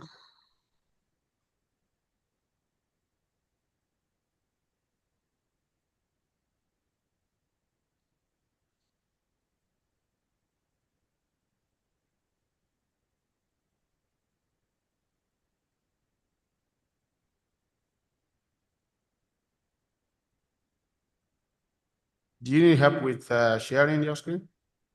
Oh, okay. Okay. Am I even seeing what I've shared? We are seeing it. Are you seeing my sewing machine? That's not what I want to share. No, I'm seeing the prompts, the workbook. Yes, that's not what I want to share. Okay. Okay, somebody's done. Okay. I'm doing mine on the phone, so I can't, unless I have to Can't transfer and share. Unless you Okay. want me to read out some of the things I did. Let's Can wait. share. Let's wait Okay. a little bit for more people to be done. Yeah, can share. So have you created the visual? Visual how I'm supposed to. Which of the category are you doing? In the category of task are you doing? A, B, or C? I think it's B. I don't know. Oh, If it's B or C, you can create infographics, you can create slide, one page slide deck. it's a chart or something. Chart. And that, at least you can share that in the chat. I mean the visual. Okay. Some of you are not talking in this training. I'm not sure. I don't know whether you're at work. But if you are not at work, I'm going to call on you at some point to say something, because we are all family, right? So let everybody be part of this. And let us also learn from you. Okay?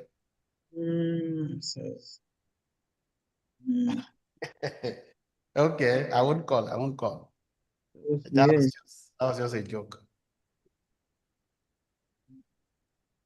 Okay.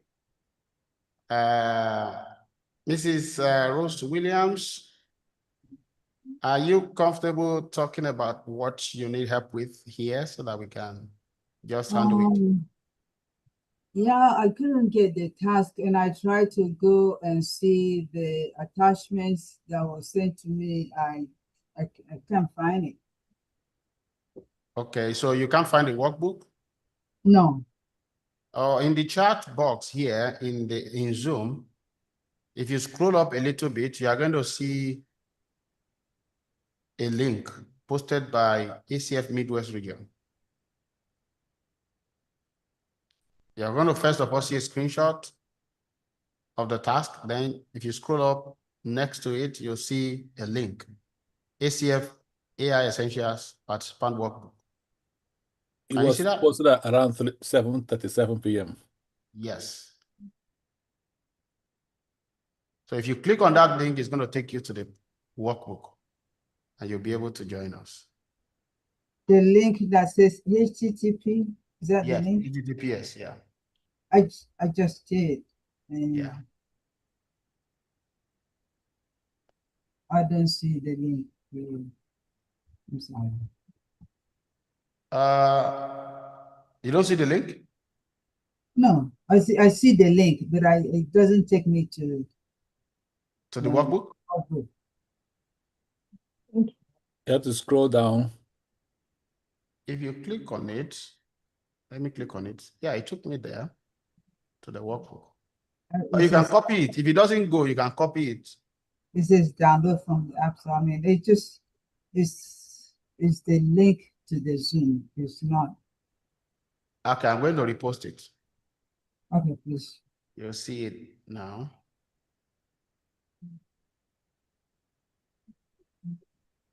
Posted it now. In the, Is that the one that says yeah, HTTPS.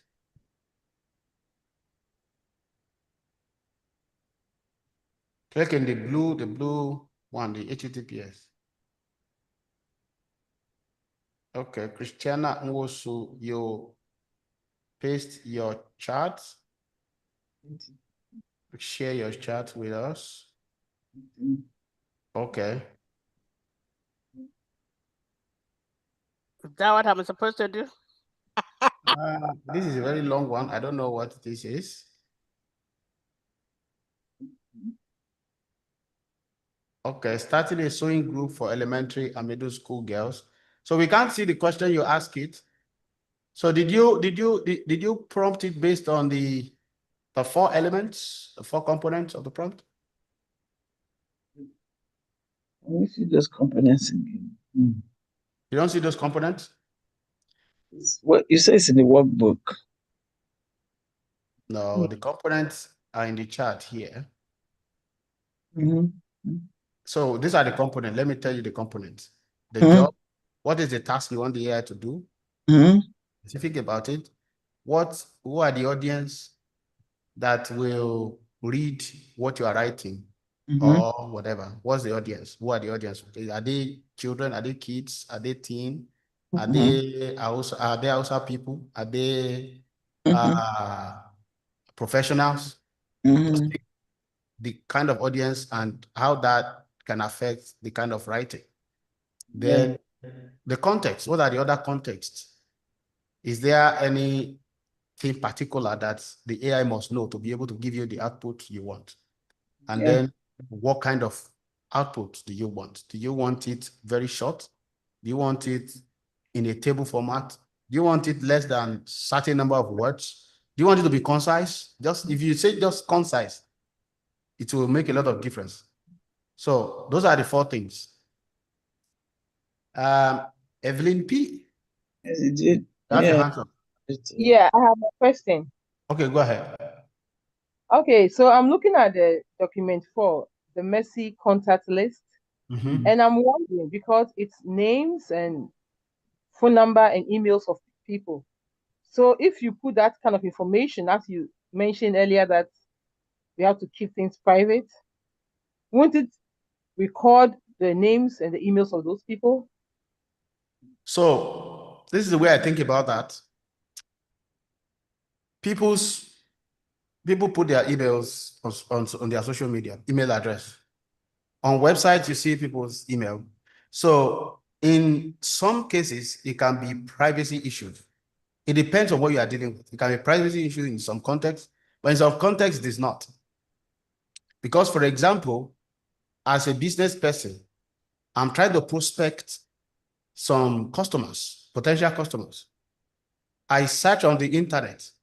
I found their phone numbers, their names, and their email address. I organize it in a spreadsheet, but I want to clean it up. It's public information. I want to clean it up. I can give it to AI to clean it up for me. Do you understand? Yeah. Yeah, so it depends on the context. So, okay, so if you got it online, then you do that. But if people registered for something and they gave you their phone numbers, then you shouldn't publish it. Again, when our chat with AI is not being published publicly. What is happening is that they are using the information in that chat. They are using it to train AI. And what that means is that it is going to be, that information is going to be part of its knowledge base. It doesn't mean that it's going to, for example, my phone number and my email address, ChatGPT knows them. If you go to ChatGPT right now and ask it for my phone number and my email address, without searching the internet, it will not be able to give you. I don't know if you get that. So this, when we talk about being careful about what we are giving to it, it is not that delicate. It depends on the kind of information. And another thing to be wary of is that these machines themselves are not that harmful. What is harmful is the people that are using the machine. So, for example, when you get to the class to learn about AI agents, they will tell you that people can do what they call prompt injection. Prompt injection is on the website, because AI can search the website and scrape information from website. A malicious person, all those fraudsters, they can hide some malicious prompt inside a web page that the AI is trying to scrape. And that prompt is going to give that AI an instruction as if you are the one giving it. Exactly. So, for example, if it has access to your email and your email has sensitive information, that prompt can ask it to fetch that sensitive information and send it to so and so place. The AI, because it doesn't have sense, thinks that you are the one that has given that instruction. And then it goes in and copy the information, put it where that instruction said to put it. You are not aware, and it did not ask you. So that is prompt injection. It is a real threat. However, all the AI companies know that this is a threat. And of course, they are doing business. They don't want their business to ruin. So they are, every now and then they are upgrading things to tighten up the security, make sure that, the security concerns that people have are addressed, even though they have not been able to do it 100%. That said, I'm going to share my screen and show you something now that if you go to ChatGPT and you type new chat, you click on new chat.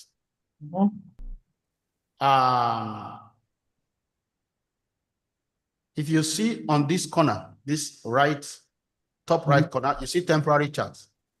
Can you see it? Yeah. So if you click temporary chat here, whatever you do right now is not going to store up on this panel as part of your chat history.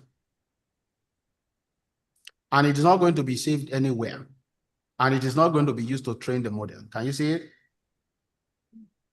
The chat won't appear in history or be used to train our models. So it says for safety, we may keep a copy of this chat for up to 30 days. That is anybody, both good and bad people are using ChatGPT. So if you use temporary chat to defraud people, they have the history, a copy of it for 30 days. Within that 30 days, if anything happened, they are able to fetch it and deal with the issue. But beyond that, are you aware that WhatsApp, you use WhatsApp, all of us use WhatsApp, right? Are you aware WhatsApp also store your chat in the cloud? And you post email address there, you post phone number there, you post SSN, right? The only difference is that WhatsApp will tell you it is encrypted. Yes. Encrypted means it has to be decrypted to see what is there. Nobody knows what is there. The machine has concealed it in a way that it has become secret. Nobody sees it as it is going or coming in the cloud. However, from the things that we have seen on the internet, we know ChatGPT is not, can be accessed by FBI. Information ChatGPT can be accessed by FBI, can be accessed by all those people. Except Telegram. Telegram is the only secure, the most secure of those chats, app. And that's why they are looking for him. The guy that hosts Telegram, he refused to give access to all those agencies. So this is one way to secure whatever you are chatting. Another way is if you go to please, this temporary chat, is it only seen on the computer? Because using phone you can't find. You have to look for it. It's there. Not on the phone. I couldn't find it. It's on the phone. Go to you say go to chat, new chat, right? Then that's it. Let me check my phone. New chat. It doesn't show anything else where I can go to. I can see it on my phone. If you open the chat, are you using ChatGPT or Gemini? ChatGPT. Yes. On the top right corner, it's there. I can see it right on my phone. I'm holding my phone. Yeah, I can see it. Maybe are you using Android? Are you using? I'm using Android. Oh, I can't see. Are you using Apple? No, it's Android. Okay. So we can talk about that later if you need some help. Yeah, all right. I can see. But I'll quickly show you this. If you go to settings, okay. Where's settings? I can see settings. Click on Yes. settings. Yes. You go to data controls. Data control. Yes. So you can see this. They say improve the model for everyone. It's turned on. What it means is that AI is being trained about the world of humans, and that's why it's able to help us. So whatever I am chatting with it, it's also learning from it. They have configured it in that way. So that is what they mean by improve the model for everyone. So as you are chatting, all of us are chatting with it, it is learning. And then it's improving. So, but if you turn it off, your chat will not be used to train the model. So allow your content to be used to train our models, which makes ChatGPT better for you and everyone who uses it. We take steps to protect your privacy. You can learn more here. So you can see what I'm saying. I've been saying they also have steps put in place to improve your privacy. As you can know, you are using Google, right? You are using Gmail. You have all sorts of private information in Gmail. It's in the cloud. It can be hijacked, but Google is trying their best to keep it safe and private. You get what I'm saying? All of us have Google Drive. We put things in Google Drive. It's the cloud. So if you want to run, except if you are very secret that the things you don't want to go out there, if they go out there, life is going to be ruined. Things are going to you have to be careful. Otherwise, I don't think my phone number, my email address, I don't think that ChatGPT is going to take it and distribute it to everybody. That's the way I think about that. So, but you can turn it off if you don't want it. And when you turn it off, and if you go to memory, let me see, there's a place, and you can export this data. All your chat with ChatGPT, you can export it. And that is useful if you want to use another AI app and you don't want to start from the beginning to start telling the AI about yourself. You can export your chat, put it there, it already knows who you are. So that is your location. You can enable location so that ChatGPT can be more tailored to that location for you. But I'm not turning that on because I don't want to share that information. So you can decide what you want to do. And if you go to storage, let me see, there is a place where you can see what ChatGPT knows about you. Personalization. That is how you want it to talk to you. You can pick different style here. And this is a crash course on ChatGPT, everybody. And then characteristics. What are the characteristics you want the AI to have, the ChatGPT to have? Warm. You can put it in default. You can make it more friendlier and more personable. You can make it less professional, more professional and factual than warm, friendly. So look at all of that. You can do that. Custom instruction, you can set custom instruction, how you want it to behave, the tone you want it to use to talk to you, and all of those things. If you want it to be brutally candid, put it there. And you are going to see difference in the response. All of these are not so important. About you, you can, what should ChatGPT call you? You can put it here. What do you do? This is important if you want it to really, these are part of the context I'm talking about, that you don't want to be putting in every prompt. You just want to set it once. So more about you, your interests, your values, your preferences that you want ChatGPT to keep in mind. Just like we talked about James the other time. James needs to know this much about you. And then your memory. Okay, you can enable memory. If you want it to pick certain context about you based on your chat and store it in its memory so that when you are talking next time, it's going to use that context to, frame whatever it is giving you. For example, in your chat, one day you say you don't like this kind of verbose, lengthy write-up, it can take that and commit it to memory. So that next time when you are asking any question, it's not going to be verbose. So, but you can click on manage, and then you will see all the things it knows about you. It already knows I'm based in Madison, Wisconsin, because I'm originally from Nigeria. And all of these are from chats that we have had. You can see AI business and product building. I've been building a lot of apps with the help of ChatGPT. And then you already know, stored all of them. So I can edit all of this. If I don't, there is something I see that it commits to memory that is wrong about me, or maybe it's a quick chat I just did. I don't want it to be part of the memory. I remove it. You can edit it. It's editable. All right. Any question based on this? Advanced, if you click on advanced, you want it to automatically search the web for every answer it gives you. This is very powerful because in its training, it has limited knowledge. It doesn't know current information.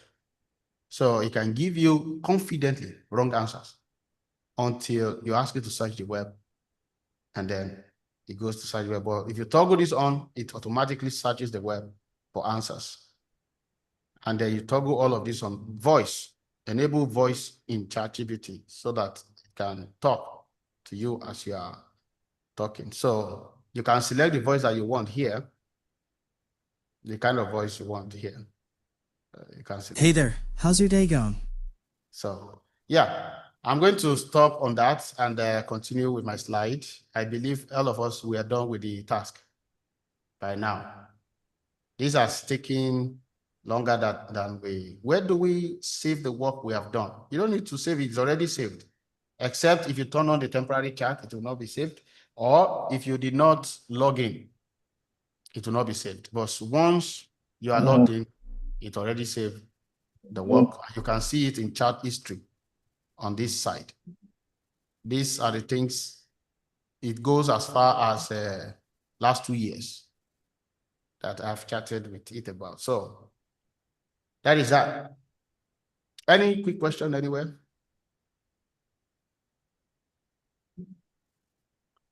All right. Let's just move on. Does anybody want to share what they produced? Anybody produced any flyer or slide? I have a question. I produced a flyer before the session, but I didn't have. I wanted to input a picture in it. I didn't know how to get around doing that. I'll show you that. Thank you for asking that question. It's very important.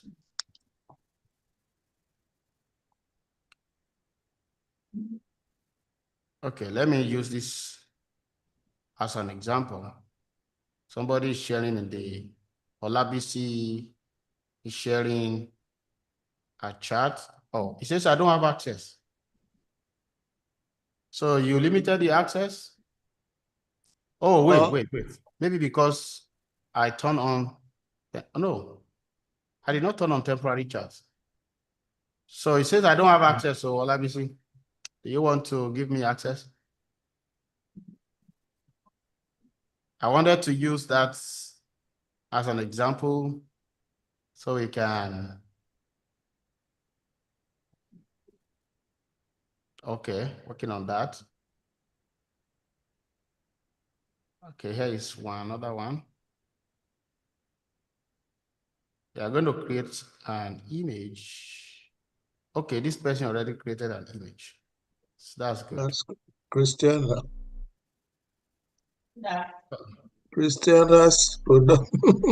Is that you? Is that Christiana? Christiana, yeah. That's okay. You are not Christiana, I'm Christiana. Okay, that's good. That's good. This is beautiful. So is this your first time creating this kind of flyer? Yes, sir. Today it was fun. Great. Great. Guy, everybody, how does this look? I want Looks some. good. Yeah. So I want to add some image. I want to add some Okay. image to the flyer. What I need to do is click on this button here, this plus sign, and go to my computer or your phone to pick the image you want to add. Let me look for one image. It may not necessarily be relevant, but let's add it. Okay, I'm adding an AI generated image.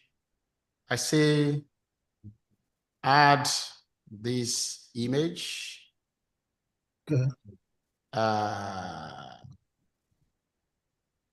To the background. Okay. And make it faint so that it does not interfere dominates with reading the text. So that is how to go about that. As simple as that. It's going to generate. So we can continue. We'll come back to see what it has done. Any other question? I think the other question I have is that the date there is not a current date. How do I change the date? The same way I'm adding image now. You just need to type in the box and say, I want to change the date. The date is not current. Add so and so date. Change it to so and so. As easy as that. Thank you. You're welcome. Brother Moses, do you have time to show her the annotate method? Like she clicks on the image and yeah. Let's do that. I think that's another So this easier one is telling me it cannot generate due to an error on your side, on his side. I'm going to ask it to do it again. But before then, let me click on the image.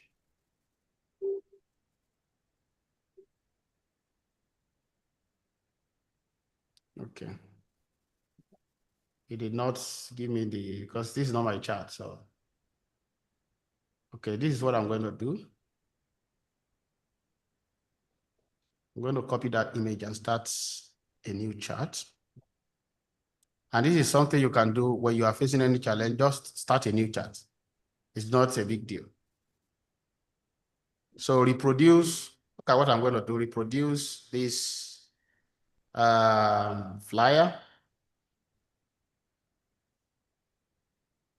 and change the color to my brand color. I don't know if I've ever given it a brand color before, but let's see. So this is something that you need to be aware of. You can set the thinking effort. If you make it instant, it doesn't think. Just go ahead and do it. But if it doesn't reason, don't let me use think. You can turn it up a little bit. You can turn it down. So I'm going to put it medium. And then I'll go. It's adding this to my ACF conference flyer. So it's going to use ACF colors. Let's see. Okay. Because I've used it to generate ACF flyers before.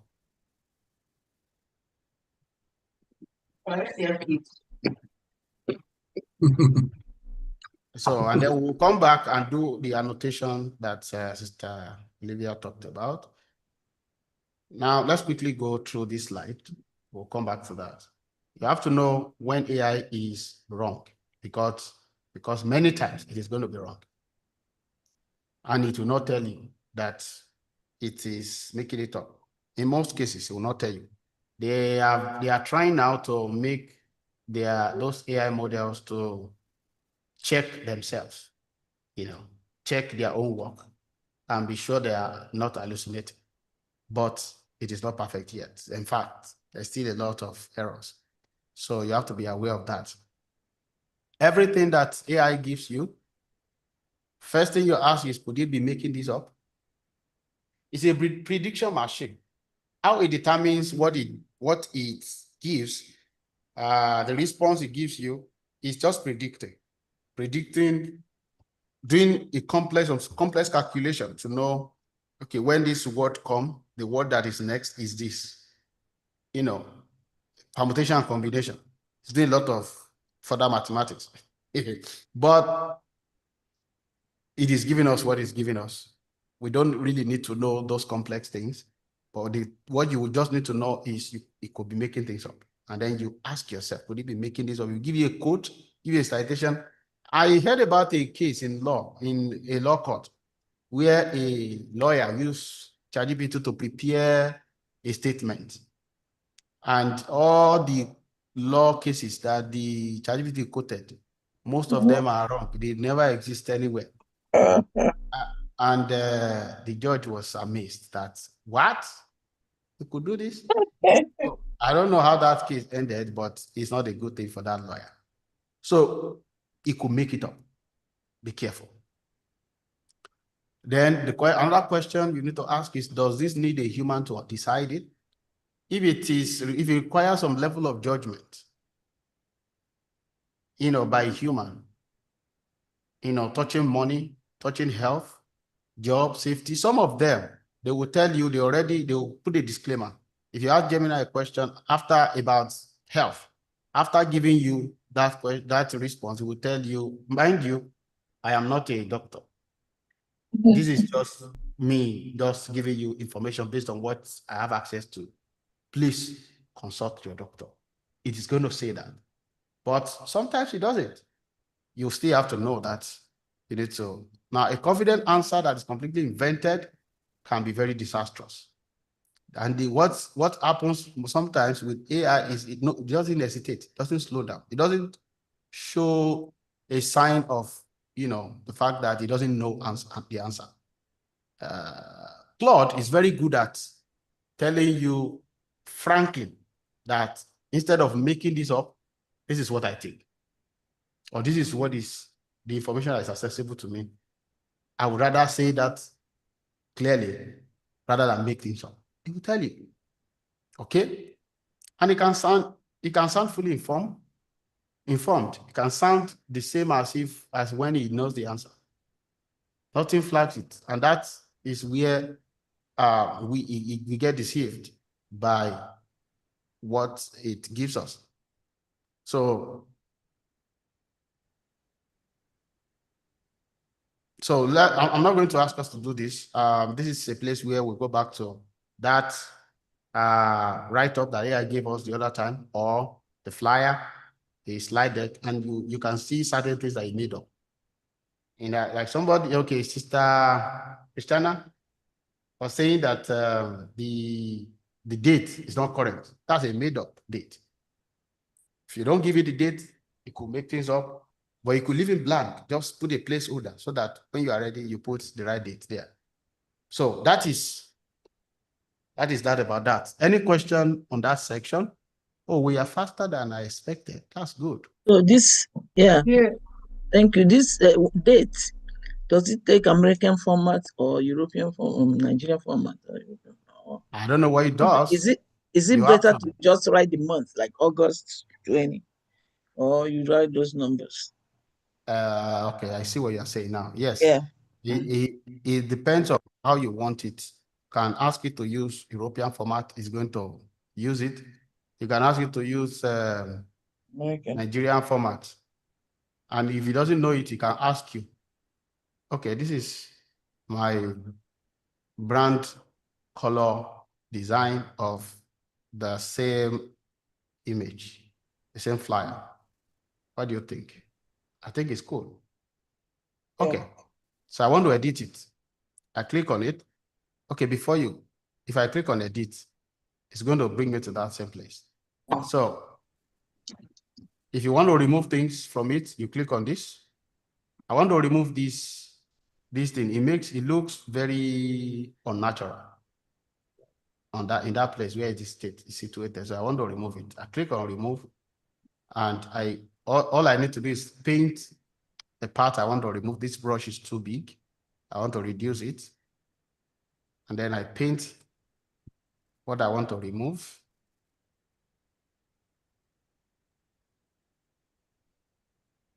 Can see that? And then I click send.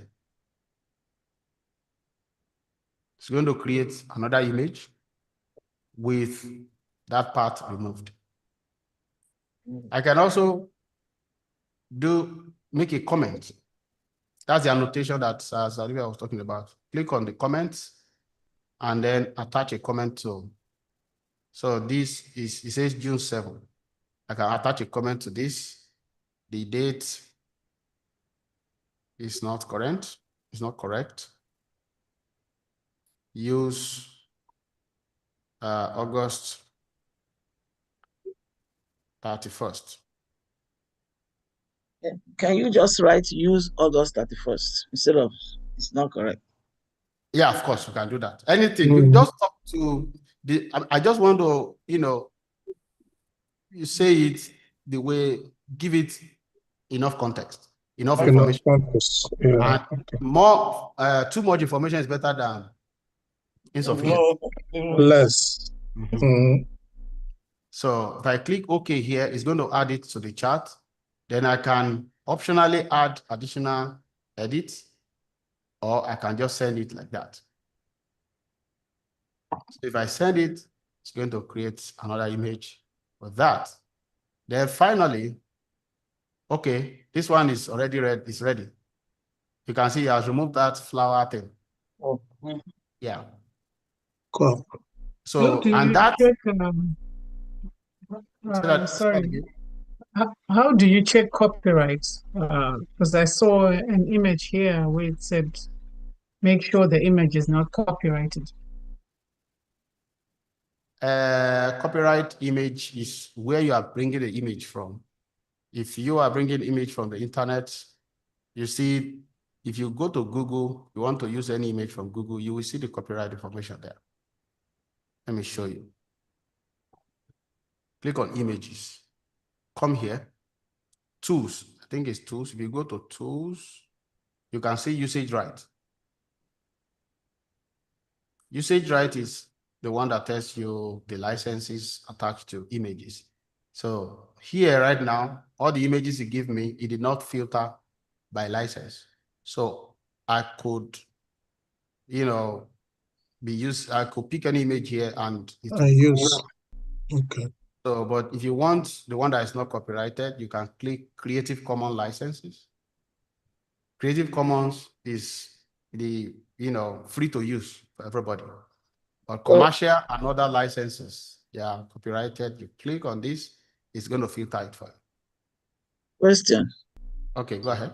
Yeah, if you just tell AI, like sewing machine, maybe the antique sewing machine, it's just going to put the picture there, and the picture might not be. Is it going to be it's not going to put copyrighted the or picture not? there. No, you put the picture. It's not going to put the picture there. It's going to generate a machine that look like what you described. Oh, it generates.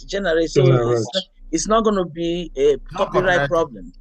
There will be no copyright problem. No. There's no copyright. That one has not. It has not happened.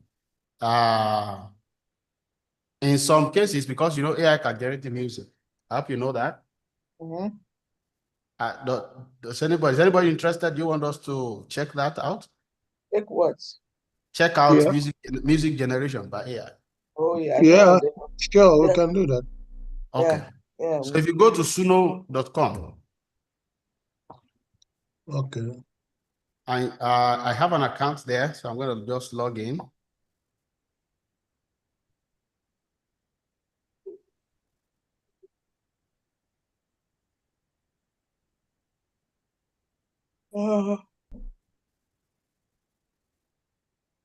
I'm going to reshare my screen so I can share sound. Okay, I'm sharing the sound already. Suno.com. How many of you have seen, okay, when we are talking about how to make money with AI in a moment, we are going to touch on that. People use AI to generate, music. Yes, I'm seeing it.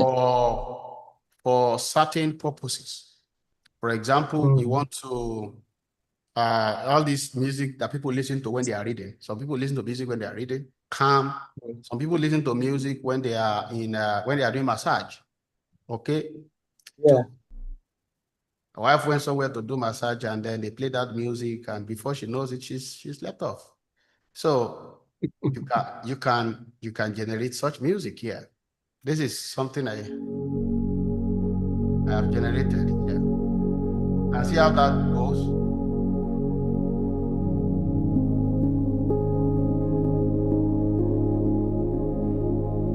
What prompt did you give it?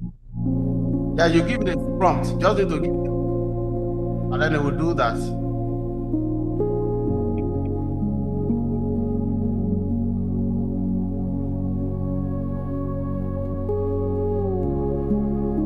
Just a moment.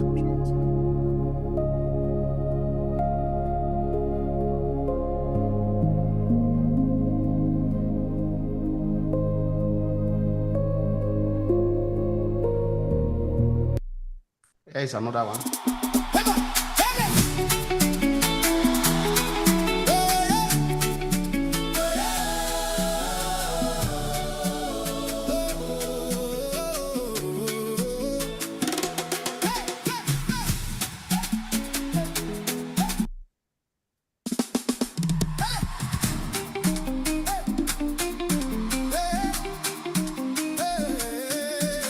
You'll be amazed at what the kind of music that you can get from AI. So just go to suno.ai.com. You can create music for free. Just put a chat here. So what I wanted to say that made me come here is that there was a guy last year that was using this Suno to make music, and it was so good that one record label signed him with a lot of money to produce his music, his AI music.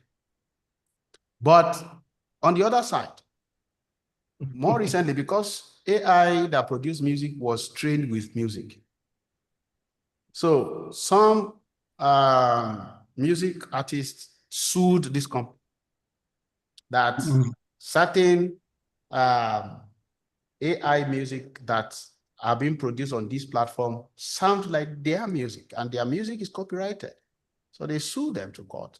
So you see all sorts of things. I mean, that's their problem. They are going to sort it out. But the reason with that is that music is very specific, you know. There are elements that you put together that you know that this belongs to this particular artist.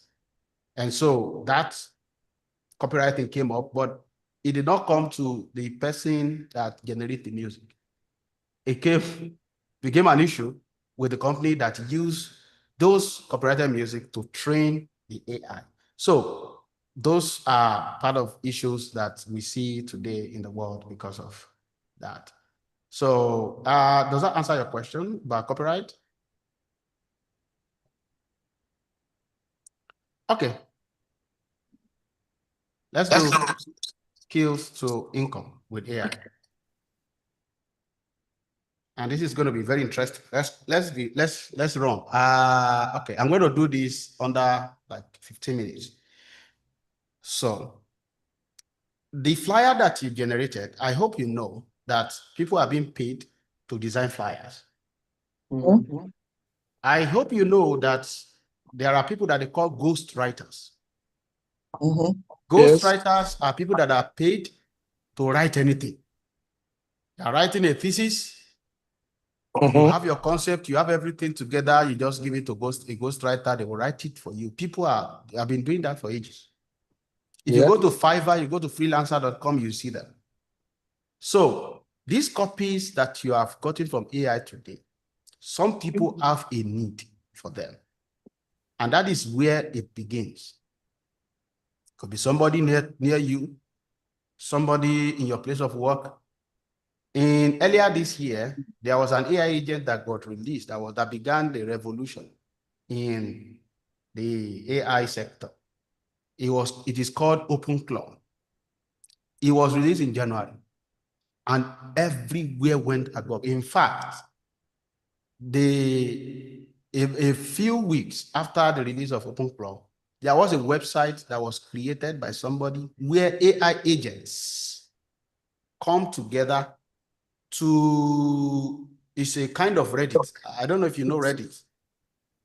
So instead of human beings on Reddit, they build this Reddit style website for AI agents, social media for AI agents to interact. So it was that serious. And I saw a story of a girl, I think about 12-year-old. It was in high school. She was in high school. I think middle school, maybe middle or high school. I can't remember. If it's 12, middle school. Yeah. And then they gave him assignments. I don't know what kind of assignment to do in school.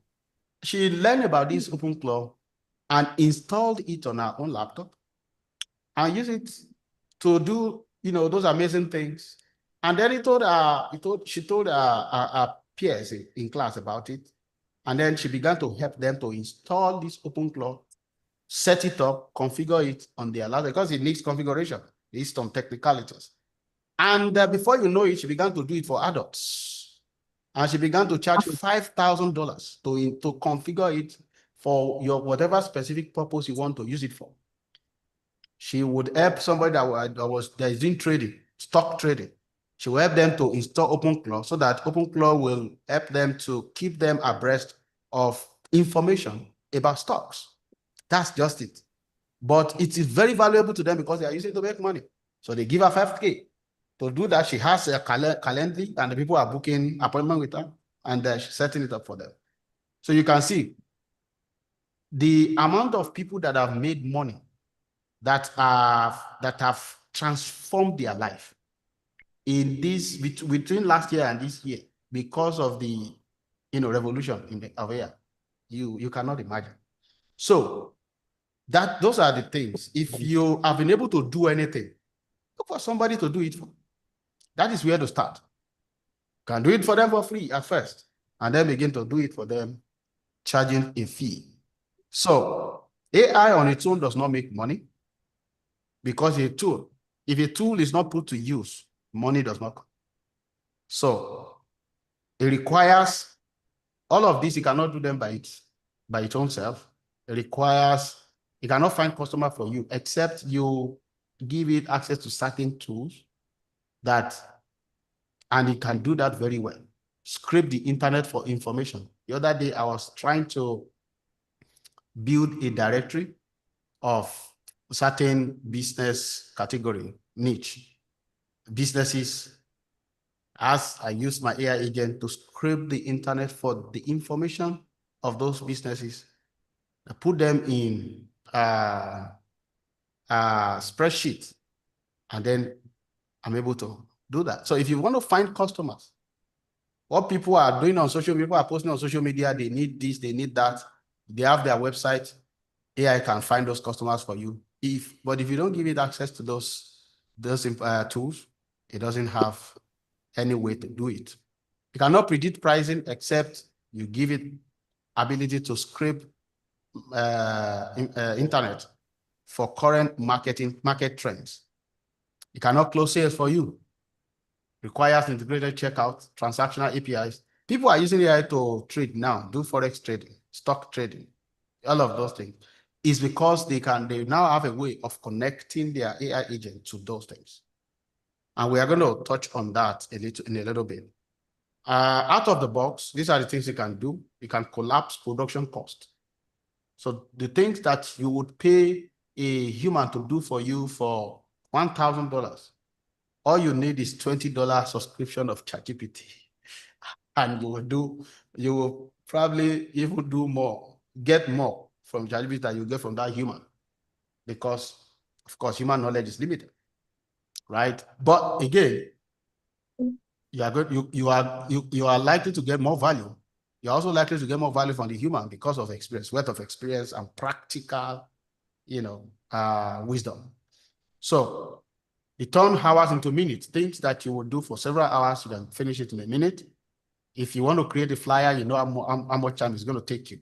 But you do it in a prompt, and it went through. Compress timelines, remove barriers. So the question to ask is not how do I make money? Question is where near me is somebody already paying for slow work? If you can answer that question, what is somebody doing right now? And you see, let me tell you something. Those of us who have some experience in our work domain, they call it domain knowledge. You have the domain knowledge. You have faced certain challenges in your work, in your career, that you know that every person in your career lane is facing that same challenge. If you can use AI to build a solution to that problem, you are the one that will be leading, making money in that your career. And every career has those bottlenecks that AI can help us to build solutions. So you need to identify that. And as a matter of fact, if you don't have a domain knowledge, that AI is going to be a toy in your hand. So you need to have some domain knowledge. You have to know something that AI can now help you to, build a solution for. So these are 4 different routes for making money, with AI. First, earn more where you already are. You are a nurse, you're an accountant, you're an underwriter, you're a civil servant, ICT officer, teachers. You can learn AI, specific AI tools to do certain things, do some heavy lifting in your role. And when you know it very well and you are making a difference, you are going to be the person that other colleagues will come to learn certain things.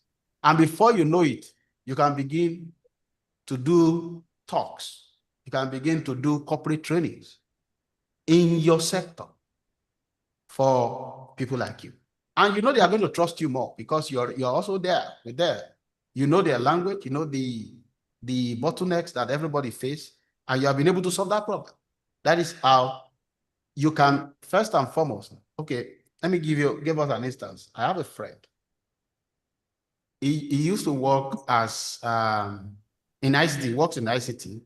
He's doing cybersecurity courses right now, but he doesn't have a job. He's not doing that job right now. And he's looking for a job. But where he worked before, he worked as I think, SQL engineer or something, an ICT staff. He used to use ChatGPT then for 1 or 2 things. But recently, he said his boss that he worked with then called him and asked him, we need somebody. We are looking to hire somebody right now to a particular role. But that person must have knowledge of AI. And so I'm calling you to find out if you are interested, number 1, and number 2, if you know AI. What brought up that conversation was that I was asking him, this thing you are doing, you need AI. You need to, ground whatever you are doing in AI or use AI in this. And he was telling me, well, you want to finish this program, this cybersecurity program, so that next year he will go into AI. I said, no, you should not do that. Right now, while you are learning cybersecurity, AI can even help you to learn better. And I'm going to show you a particular tool. I think Sister Olivia already mentioned it the other time, notebook LM. So he now said, it's true. What you are saying is true. Now give me that example that somebody, one of our bosses called him last week. I was asking him if he knew AI, that phone call would turn to job for him. So how many of us are in ACF right now that we are not doing anything? We are not doing anything about AI, and sometime somewhere down the line, a call is going to come, or an opportunity is going to show up. That the only barrier between you and that opportunity is going to be AI.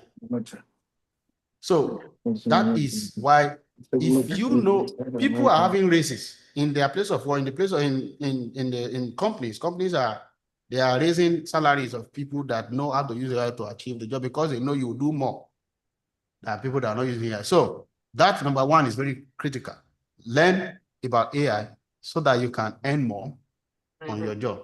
If you learn AI If your current company is not raising your salary because you are doing more now with AI, you can change. You soon change company, and another company is going to hire you. That's you're going to appreciate that knowledge of AI.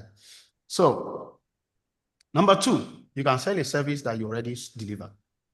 I told you, I've mentioned about ghostwriting and all of those things. Now, in the past, if you want to create a website, you need about 3 or 4 professionals. One person is going to do the UI, UX design. Another person is going to do the copywriting to provide the content that should be on the website, because you don't just put anything there. You have to write it in a certain way to attract the people that want to see it.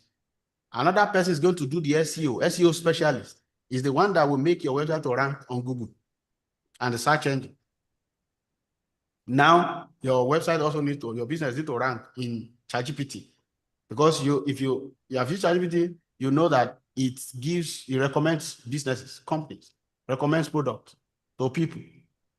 But certain businesses are not being seen by ChatGPT when it wants to recommend, because there's an aspect of SEO now that is called AEO, Answer Engine Optimization. And there is GEO, Generative Engine Optimization. So all of those things, now, if you want to do them in the past, you have to hire individual professionals, pay them handsomely, because they also are going to invest time in doing the job. Some will take up to days to achieve that. But today, you don't actually need many professionals. You just need only one person that knows how to use AI to do SEO, that knows how to use AI to do copywriting, knows how to use AI to do UI, UX, knows how to use AI to write the code that build the website. And that person can be you. Okay? Anybody can be the website still. Are you disturbing me? Sorry. Anybody can be the website today. So, what service you can, it could be social media posts. You want to be delivering social media posts to people, and anybody that knows how to use ChatGPT can write social media posts. It all boils down to prompting and context. So, like we have learned today. For students, assistants, writers, and anyone you have a free evening that you can use. Just look at a service that you already can render, but you can use AI to now deliver it so that you can take on multiple clients that will pay you every month. Those are very possible now. You can build something and install it. This is very valuable. There was a guy that built, if you have your phone right now, you can Google it. They call it Cal AI, C-A-L AI. He was a small boy in, I think, middle school. He just thought about it, that people like to count calories when they want to eat because of obesity and, fat. And then he thought about it and used ChatGPT to build an app on ChatGPT. So this is what I mean by that. He used ChatGPT to help himself to build the app. And the engine of that app is also ChatGPT. You know that if you take a picture of your meal and post it on ChatGPT and ask it to give you calorie count, it can do that. It's going to tell you this should not be more than this amount of calorie. So he wrapped things around that concept and built an app that helps, people that want to check the calorie of their meal before they eat it. You just need to take a picture and the app is going to tell you the calorie. If you know the amount of money that guy made, a small boy, and when after some time, a big company bought that app from him with a huge amount of money. So if you are a business owner, you can build something that can help your own business. So that, for example, and I'm going to This is very interesting. I'm going to quickly show you something. You know that is there any business owner among us? You have a business and you can tell me one app that you subscribe to and the amount you pay for that subscription. Anybody?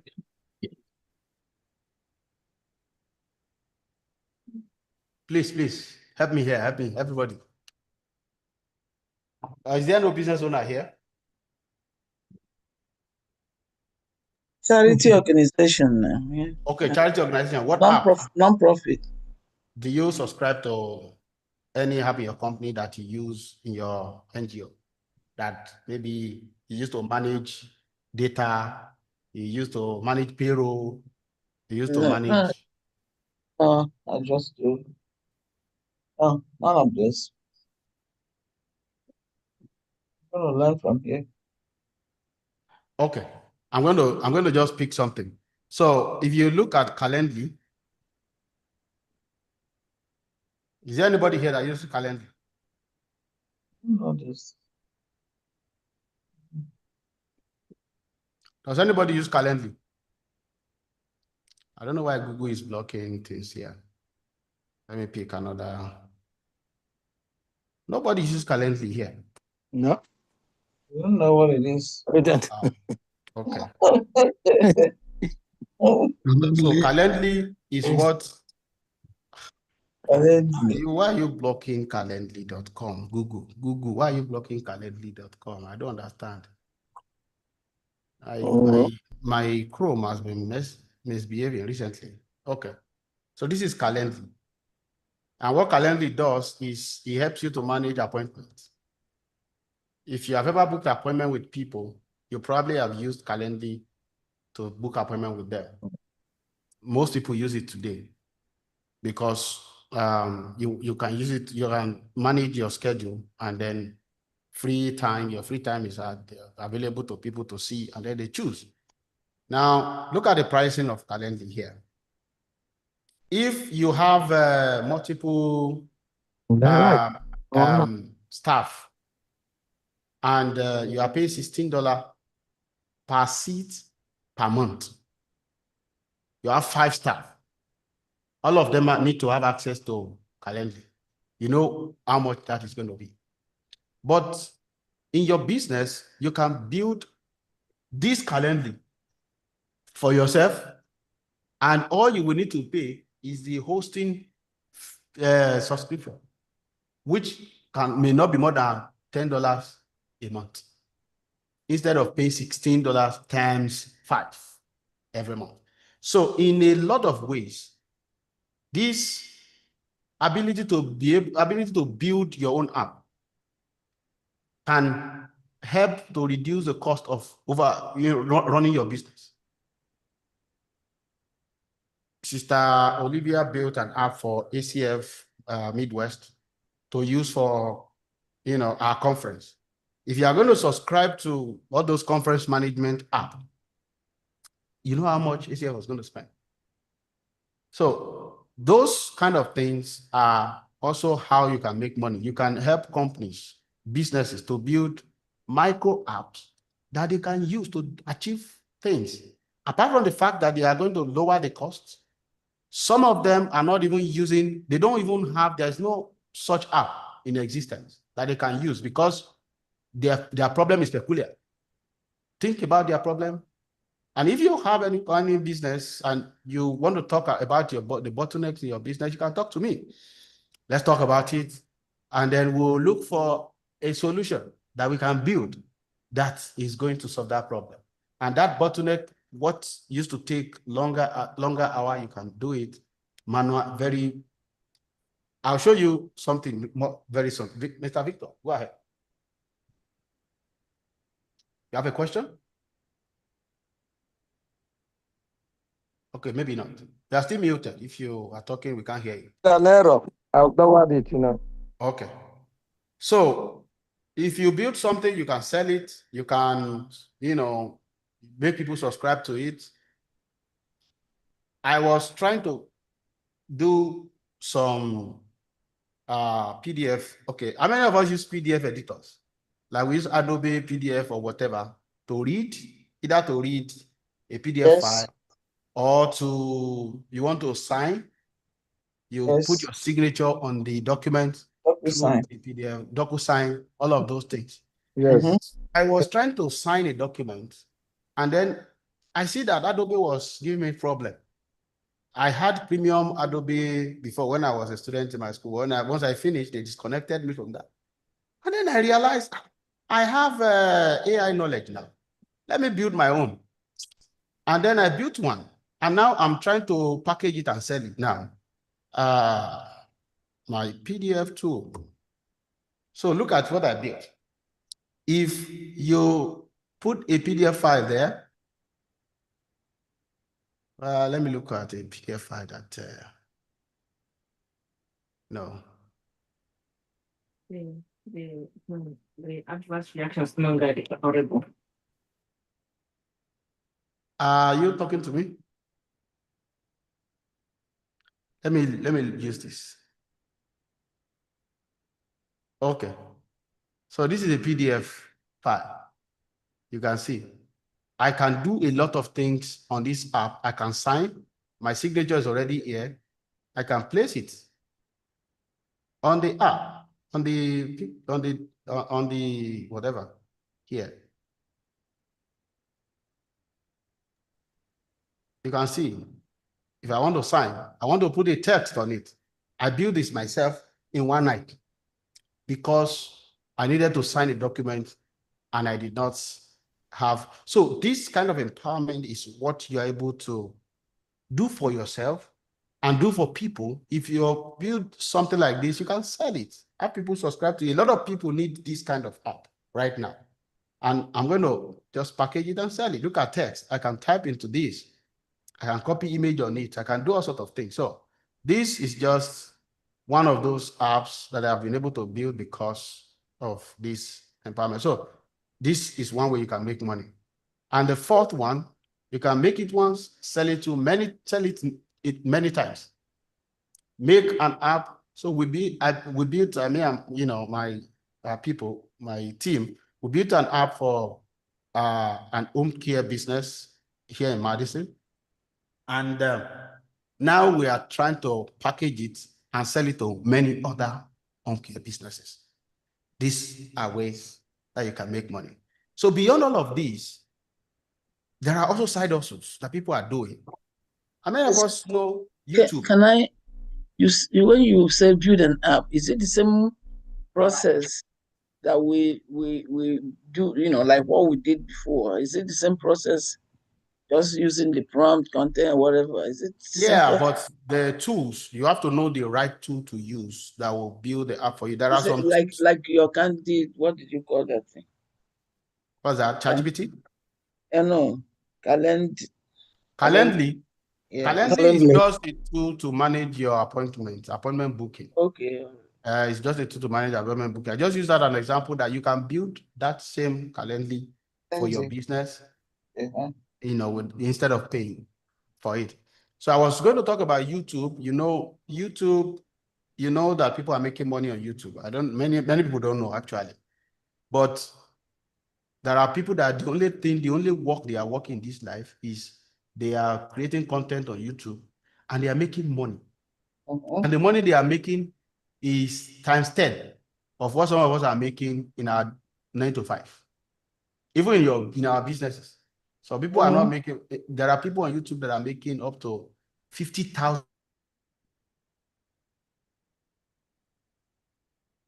Where am I going with that? Is that you can begin to create YouTube content using AI. And there are people that are doing it, they call it faceless content, or even if you want to show your face, the script, the editing, AI can help with it today. So those are varying degrees of, ways that you can. Also, if you go to social media, like Instagram, you go to TikTok, Facebook, there are profiles on those social media now that are not human beings. They are AI what they call avatar, AI avatar. Avatar, okay. Should I Yeah. let it? You are interacting with them on social media, you are interacting with their posts, you are interacting with their, you don't know that some of them are not real. They are AI avatars. Many of them. So those I just posted a video I made with HeyGen and using avatar. I recorded my voice, took my picture, just tweak it a little bit so if they can watch it. we are going to watch it. I'm going to play it a little bit. We have 7 more minutes. I still have a few slides. Okay, let's come back to it. We are going to play it in a moment. So I've talked about all of these things, so I don't need to go back to them. You are going to have the recording of this training. Oh, that's good. Yeah. So you can build something like one-page sites. You can build website chat agent. You know, when you go to people's websites, you want to make inquiries instead of chatting with a human being on the other end. And AI can do that very conveniently. Okay. Today, I saw that First Bank Nigeria, they sent me an email that I can now make transaction by chatting and a number. So they gave me a phone number. I went there, put the phone number on WhatsApp, and then I chatted. And then he responds. That is AI powered, app that they have built to automate transactions. Like I will connect my account to that chat in that chat there, and then I can ask it to transfer so and so amount of money to so and so number. It's going to do it. Somebody actually has created. You say what? I mean, is it safe to do that? First Bank introduced it to me. If my money gets missing, I'm going to hold them accountable. So you see, it's because somebody already created a business around it. I saw I asked ChatGPT to fetch me news every morning. It's going to give me some news every morning. Now at 9 a.m. it's going to, download it for me. What is happening in Nigeria? I don't have to be scrolling the internet to know all those things now. What's happening in Nigeria? What is happening all over the world? He told me that he gave me a news, and I had to go and read it. Very interesting. There is a Nigerian guy that built a business around automating transaction by WhatsApp. I think that was what motivated First Bank to do it. The guy was just did it. Any bank app can work with it.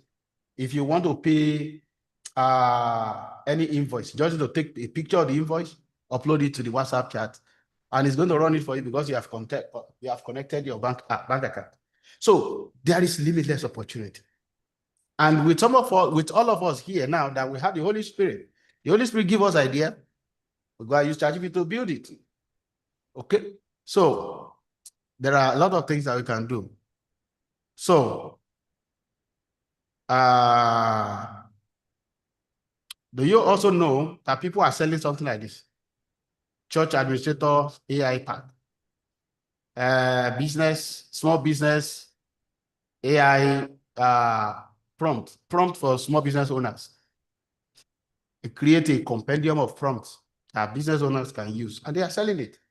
All these 50 prompts that we gave you for free in this workbook, people are packaging it for sale. You can do something. If you go on, I want to give you an assignment. Go on Etsy. As a matter of fact, this is a very good this thing to do. Look at Etsy. Do we know Etsy? Yeah. I don't know. I've seen it. All those selling things.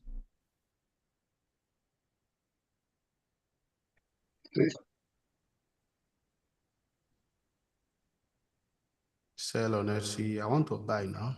Yeah. Okay, I want to search for.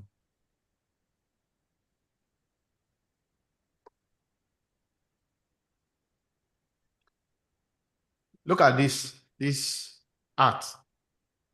Yeah. It's $16 per one. I can bet you that they are generated with AI. Yes, we look at that. People are building something that you will put on your wall, like this one. Yes. You just download it. People are building things and put it out for sale, and they are selling. So this is you just generating something on AI and then put it out there for sale. If you go to Amazon, there are children books, workbook, character books that people are making with AI, selling on Amazon, and they are selling. All right, so those are different ways to make. I have 2 minutes before 9. I don't want to take too much of your time, but we are going to hang around a little bit more for questions. But I'm going to quickly introduce to you that from our last session that we had, people asked about further, deeper level of training. And then we decided to put together a master class. What's happening?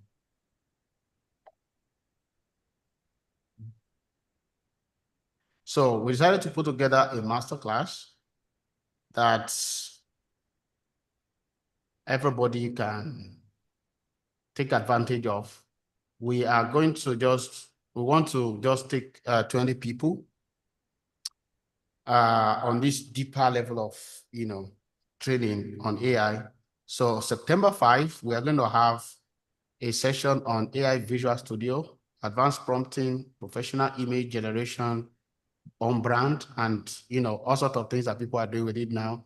Short video, build video from script, do your digital twin, how to clone yourself and clone your voice or people's voice and all of that. September 12th, we are going to do website building, build website professionally, do SEO, so Google can find you and all of that. September 19th, we are going to build apps and tools that you can use personally for your business. And we are going to talk about agents and AI workforce at September 4th. So September 26th. So these are the things we want to cover throughout September in this training. It's going to be Saturday, 4 hours every Saturday throughout the September. And in between that, you are going to be doing assignments and you will have access to us for office hour. If you have a stock in anything you want to do, you will be able to reach out to us. So this is going to be 2 tracks, but we are all going to be together. Some people are building their own business. Some people are building income, building portfolio, doing side business. All of us, we are going to be together learning those things. So we thought about it.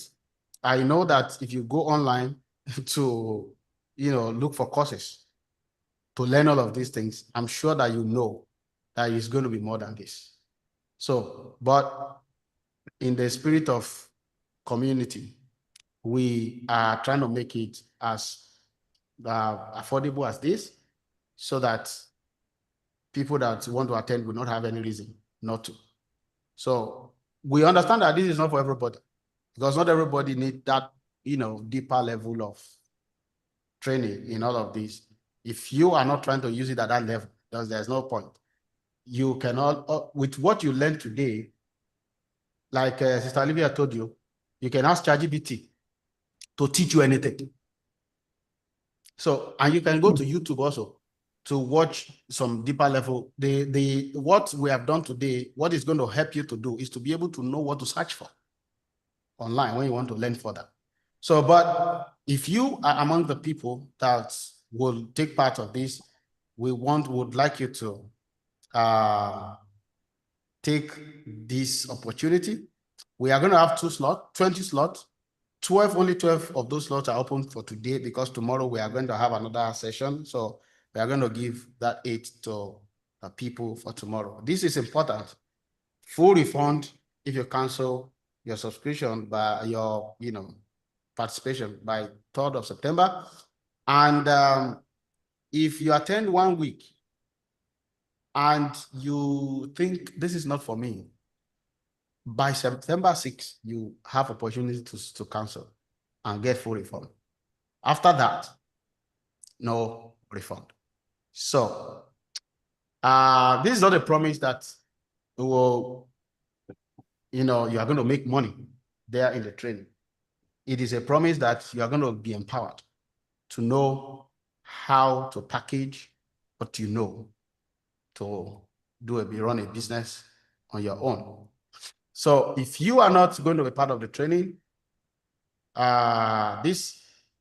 you have 50 prompt worksheet, you have the workbook, you also have access to us. Just send me a message, talk to Sister Olivia. We are here to help as well. So you can do that. And we are thinking of also making the videos of that masterclass available for those that will be interested at $19. So you want to watch at your own time and learn what we did there. So here I am going to stop and entertain some questions right now. If you are interested in participating in this masterclass, and I'm going to share a link shortly for us to go and register. So go ahead, ask your questions if you have one. Any question, people? Thank you very much, Moses. My name is Joyce. I'm very sorry. I was late, so I felt like a little bit lost, but I didn't want to not join this evening. I was just tied up in doing something, so I didn't hear what you said the first 10 minutes. And I know that's so important. So I don't know if I will be allowed to join tomorrow's session, at least in the beginning. Everybody is welcome to join, even if you did not come late today and you still want to join tomorrow, you're welcome. Oh, that would be wonderful. Yeah. Because I felt I already know what to do, because for many, many years, I've been trying to get something that will help me to be able to do my notes, because I'm being railroaded. I do dictate my notes every single day, about 20 or 30. And just having something, I dictate it and somebody types it. And I'm having to pay somebody almost $200 a day just to type that. Okay. So I know, what are they doing? If I have to read it, I have to correct it, and all the notes are coming from me. So if I can use this tool, that would be wonderful. So I already downloaded ChatGPT. I asked them, and they gave me some ideas. So okay. So I'm going to also give you an idea right now. Okay. On the ChatGPT app, right, you have two options. Yes. There's one they call chat. Right. I'm not sure if you can see my. No, I already. Okay, there's one they call chat. There's one they call work. Okay. You can toggle to work if you want to do some heavy lifting job. You want to make documents, you want to make websites, you want to do also, turn it to work. And then you can click on the microphone option. Yes. And then you talk whatever you want to talk to whatever length. Okay. And it is going to type it out for you. Type it out. Yeah.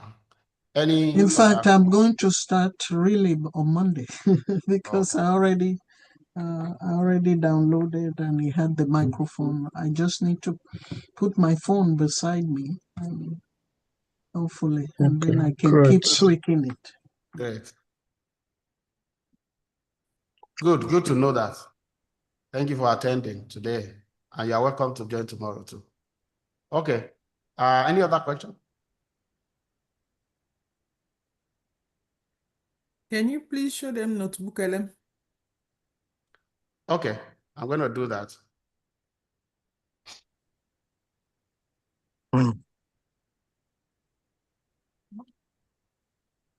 Share my screen. No. Some people have not spoken today. Oh. I thought they did not even talk. And they did not even put in the chat, anything in the chat. Notebook LM. Let's see. Notebook LM is owned by Google. And they are blocking their own sites now. Hello. Okay. So this is Notebook LM. This is good for students. And it is good for other business owners and every other person. So you can create notebooks. In a notebook, you can do a lot of things. If you create new notebook, you can upload files in PDF format, in Word document format. You can also put in website link or YouTube link. You can also add from your Google Drive, connect Google Drive and fetch document. You can copy texts and paste it. You can also upload audio, MP3, you can upload MP4. Okay?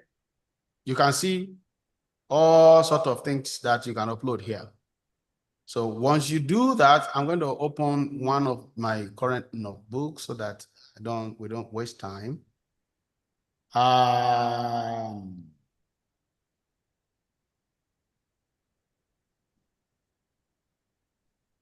Okay. Okay. This doesn't have a lot of things in it, so I'm going to pick one of my hormones and weight loss for women. Okay, this is good. So once I'm here, I have only one document here. I can also do a quick web search or do a deep research. Type in the topic, hormones and weight loss.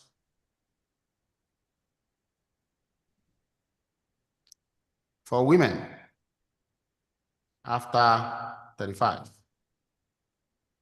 I can do a quick search.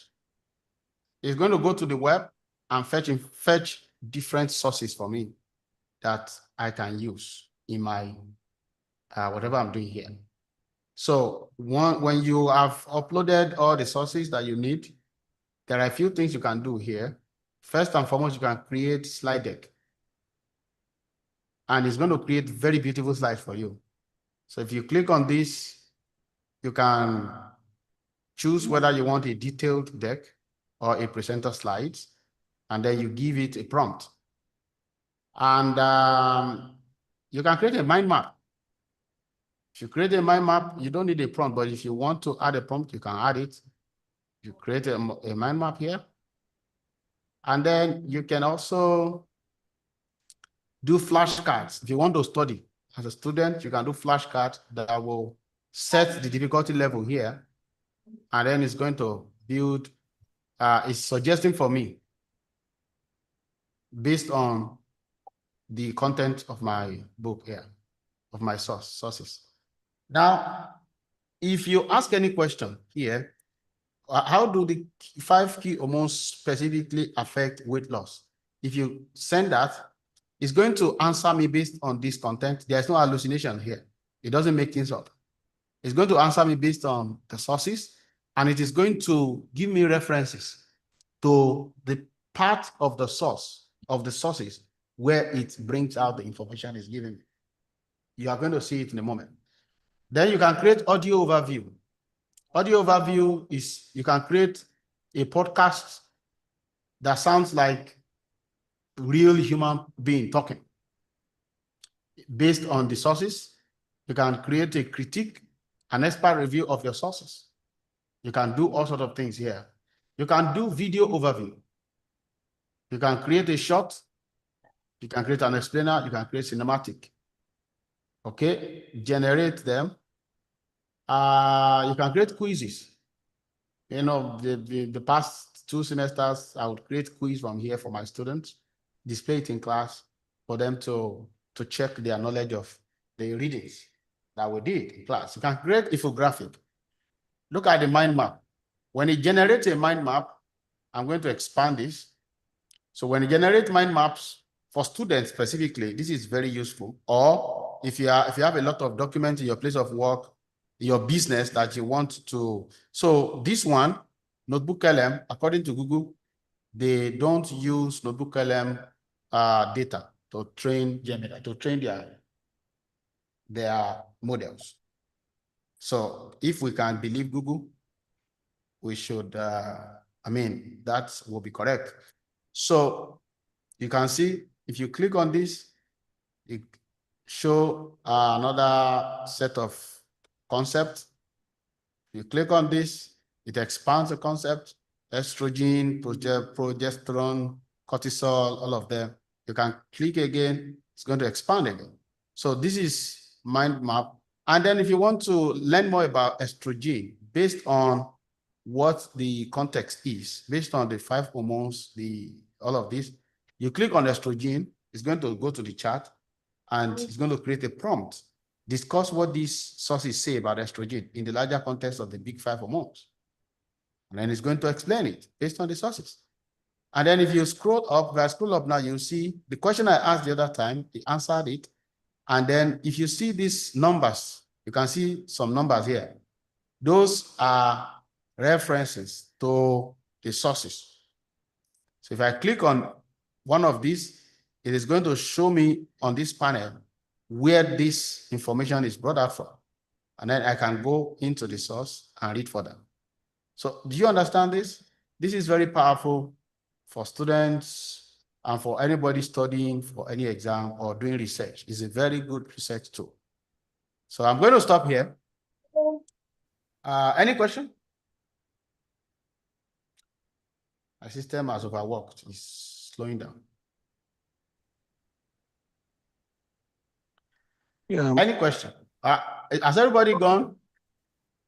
No, We're all see, here. Okay. No, we're here. What do you think We're about this tool? overwhelmed with information. Too much, I too much, understand. too I much. understand. That is one of the reasons we are doing the 4 weeks, so that we can take it slow and then people can learn better. The 4 weeks is for how much, the one people are going to It's start? 197. 997? 197. No, it's not 197. 197. And you can pay 997 if you want to appreciate it.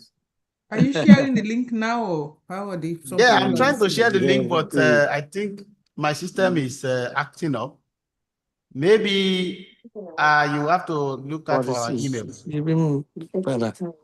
Yeah, my system is acting up. I can't even. If you have seen my screen, you see how my mouse is moving very slowly. So, any question before we close tonight? Okay, let me show them this video I made. Okay. Where is the video now? You can stop my sharing because I don't know if I can do that stuff. Okay. Can you all see? I made this video using. I can't see you. Please stop my sharing.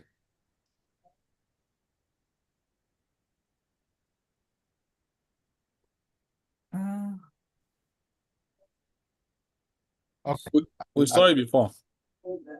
Yeah, so let me see if the sound is on.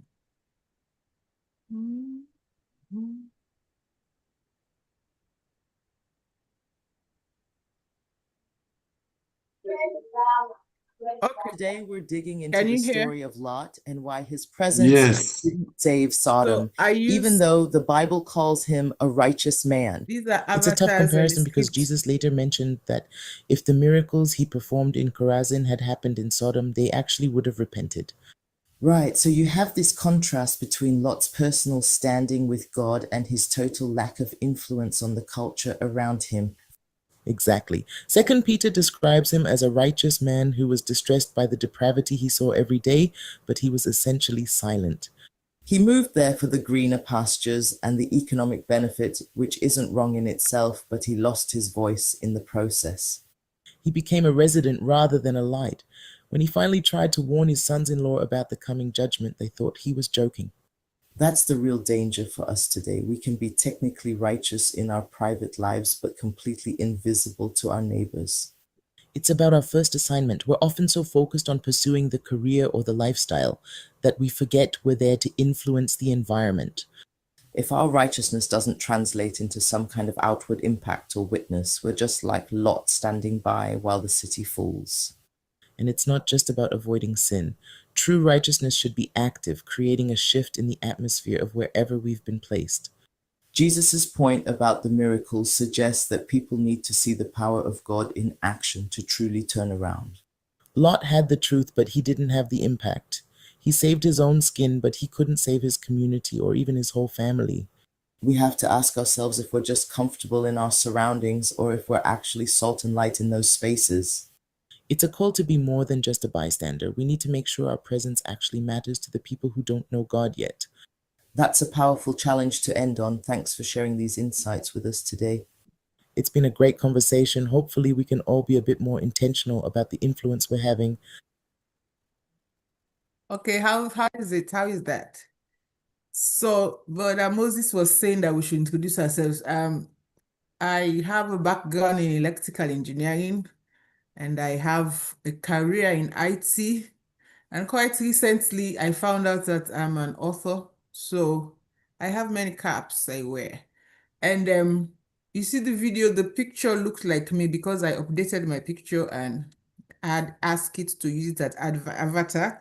I updated my voice as well. So both ladies were using my voice and it has been manipulated. So we show you tomorrow how to do that in case, because I was just meditating on that, how Lot was in Sodom and it did not influence the surrounding. I could have written a book, but I said, let me just type in Hagen my thoughts, and it brought out this lovely video that I can share. I think it was 2 minutes or so. So this is what we have been trying to say, that we use these things as tools, and my own passion is for Christians to use it to reach out to the world. Of course, the Holy Spirit, you have to start with God. You have to start with Him. He gives you the idea, and then you use the tool wisely, responsibly to spread the gospel. Okay, that is my own passion, and I want every believer to come on board. And as we have said, AI is learning. The more Christian things we put there, the more it will know. Yes, Kaya, I have also experienced that you are working with AI, and in the middle it will tell you, I'm not allowed to do this. But I think it was like a system error. I don't think it's Antichrist or they are trying to put down Christianity. But quite recently, I've not seen that happen. And one big thing about AI is coming from a British setting. When I came to America, I found out that the English language was very different. So now with AI, I don't have to be thinking British, American English. I just write and I tell AI to polish it American way for me. And also quite recently, I use AI Codex to sort my download folder. And my download folder is always disorganized because I just load things there, duplicate files, things that I don't want. And Codex logged in. Codex is the desktop version of ChatGPT. So it was able to log into my PC and went to the download folder and organized it so well. I told it to remove duplicates, and it organized my files, images, this, that, documents. It was so beautiful. And Claude can do beautiful things. You can build business models. I'm sure tomorrow Moses has enough time. He will show you all the plugins that you can use. So yes, we all have ideas. Come back tomorrow, everybody. We all have posted the link. I found the link. I posted it. Some of us, these ideas were limiting because we don't know what to do. We go to bed, we have dreams. We are talking with people who have ideas. We don't know what to do. Now, the AI is here. As I said, just go to ChatGPT. I have this idea. Show me what to do. So it will help you. We have shown you the areas where it makes the most hallucination. But for areas where it is guided, the hallucination is reduced to a larger extent. So see you again tomorrow if you want to come. Yeah, before the go, the link, if you want to check out link the is training, the masterclass link is already posted in the group chat. You can copy it and keep if you don't have time to do that now. But mind you, there are only 20 slots. 12 are opened for tonight, and 8 are going to be open tomorrow. So yeah, thank you so much, everybody. Anyway, I don't know if it's because it's a Friday night, but this group is really quiet. They're really quiet. Maybe they are Maybe at you're work. tired. Come again tomorrow and talk. Yeah, people are tired. You can all come on camera now, please, and we're going to send you a survey and things. Maybe at the end of tomorrow, we'll do one general survey. Come on, let's just fraternize a bit, brothers and sisters. What are your ideas? What is the Lord telling you? You can also reach out to Moses or myself. I don't know if you have our details in the emails, so please do so. Let us don't be left behind. You know, it's the thing is just a tool now. Everybody's using it. Teenagers, kids, don't be left out, please. Don't rule yourself out. Adults, you have experiences you can put into apps and sell so that the younger generation can learn. Or you have those folk tales in Africa that people don't know about now. You can sit down and record all of those stories and you put them, you make a book or you make an app for folk tales, African folk tales that are becoming extinct now. Yeah, look Or at maybe our cuisine. Yes, go on. Yeah, look at my background. If you look at my background, I wrote this book, AI Ready Parents. If you want to future-proof your children, because we need to also know that the society, the world we grow up in is not the world that our children are going to grow up into. Their future is going to be different. Their future, you will see AI robots walking on the street, shaking hands with humans. So we have to serving them food in the serving hotel, them food, being their waiting. So we have to get them ready for that. So if you search this on Amazon, you're going to see it. It's available there for sale, Kindle and hard copy. So yeah, thank you so much. I'm going to introduce myself better tomorrow, but I build things. So that's the long and short of it. And I train people. If you put people together in your church, I can train them. Help them to learn to do AI very well. So thank you so much. And I will see you tomorrow. If you are going to be there with us. Thank you very much. Nobody is talking Brother for this group. Moses. Who is Thank here? you, thank you, thank you. It's been a pleasure. Okay, Yeah. Kai, It's thanks a for coming. pleasure. Auntie Appreciate Nima, both of thank you. you. Thank Auntie you. Mary, I Appreciate thank you you so very much. yes, Good yes, night. put See you it into tomorrow. practice. Yes, brother Kanji, sir. Yes, sir, put it into Thank you practice. so much, Yes, sir. Thank you, thank ma. you, Thank everyone. you. I know it's late. I People are appreciate. tired from And the. Olabisi, sorry, Thank before you you so go, are much. you a clothing person? Do you make clothes? Are you a sew mistress, or what do you call it? Seamstress, tailor. Seamstress. Yes, seamstress. Okay. I hope you know that you can That's beautiful. create, Thank you. you can use Thank you. AI avatar to wear the clothes that you make and You create wardrobe for people. advertise it. Have you been doing that? No, I've seen it, I think, a few times, but I've never Okay, tried remind me it. tomorrow. I'll show you if you are I gonna. won't be in tomorrow. I'm out of the city tomorrow. But I can. You're out of the city. You have your phone. You have your laptop. Except you are Okay. busy. I was like, I thought you wanted me to join the meeting. Yes, you can join the meeting on your phone or Zoom. It's a Zoom meeting. But if you're unable to join, Okay. if you want to also join the master class, you can join the master class. If you also want to reach out personally, you can reach out. Okay. All right. I'll do that. Thank you so much, sir. I really All right. appreciate it. Thank you. Thank you, ma. Good night, everybody. Thank Good you, night. Yeah, but Thank you, Brother Wonderful. Moses. Thank Wonderful. you Thank you so very much. very Brother much. Victor, thank you. Thank you. Yes, bye. If you want, you can come tomorrow again. You're welcome. It's 10 a.m. Eastern Central Time. That's 11 Eastern, 3 p.m. GMT. So 11. you have the time. You can come and learn more. We appreciate all of you. So I'm gonna log off. Good night. Have a good night. Bye-bye. Good night. God bless. Bye-bye.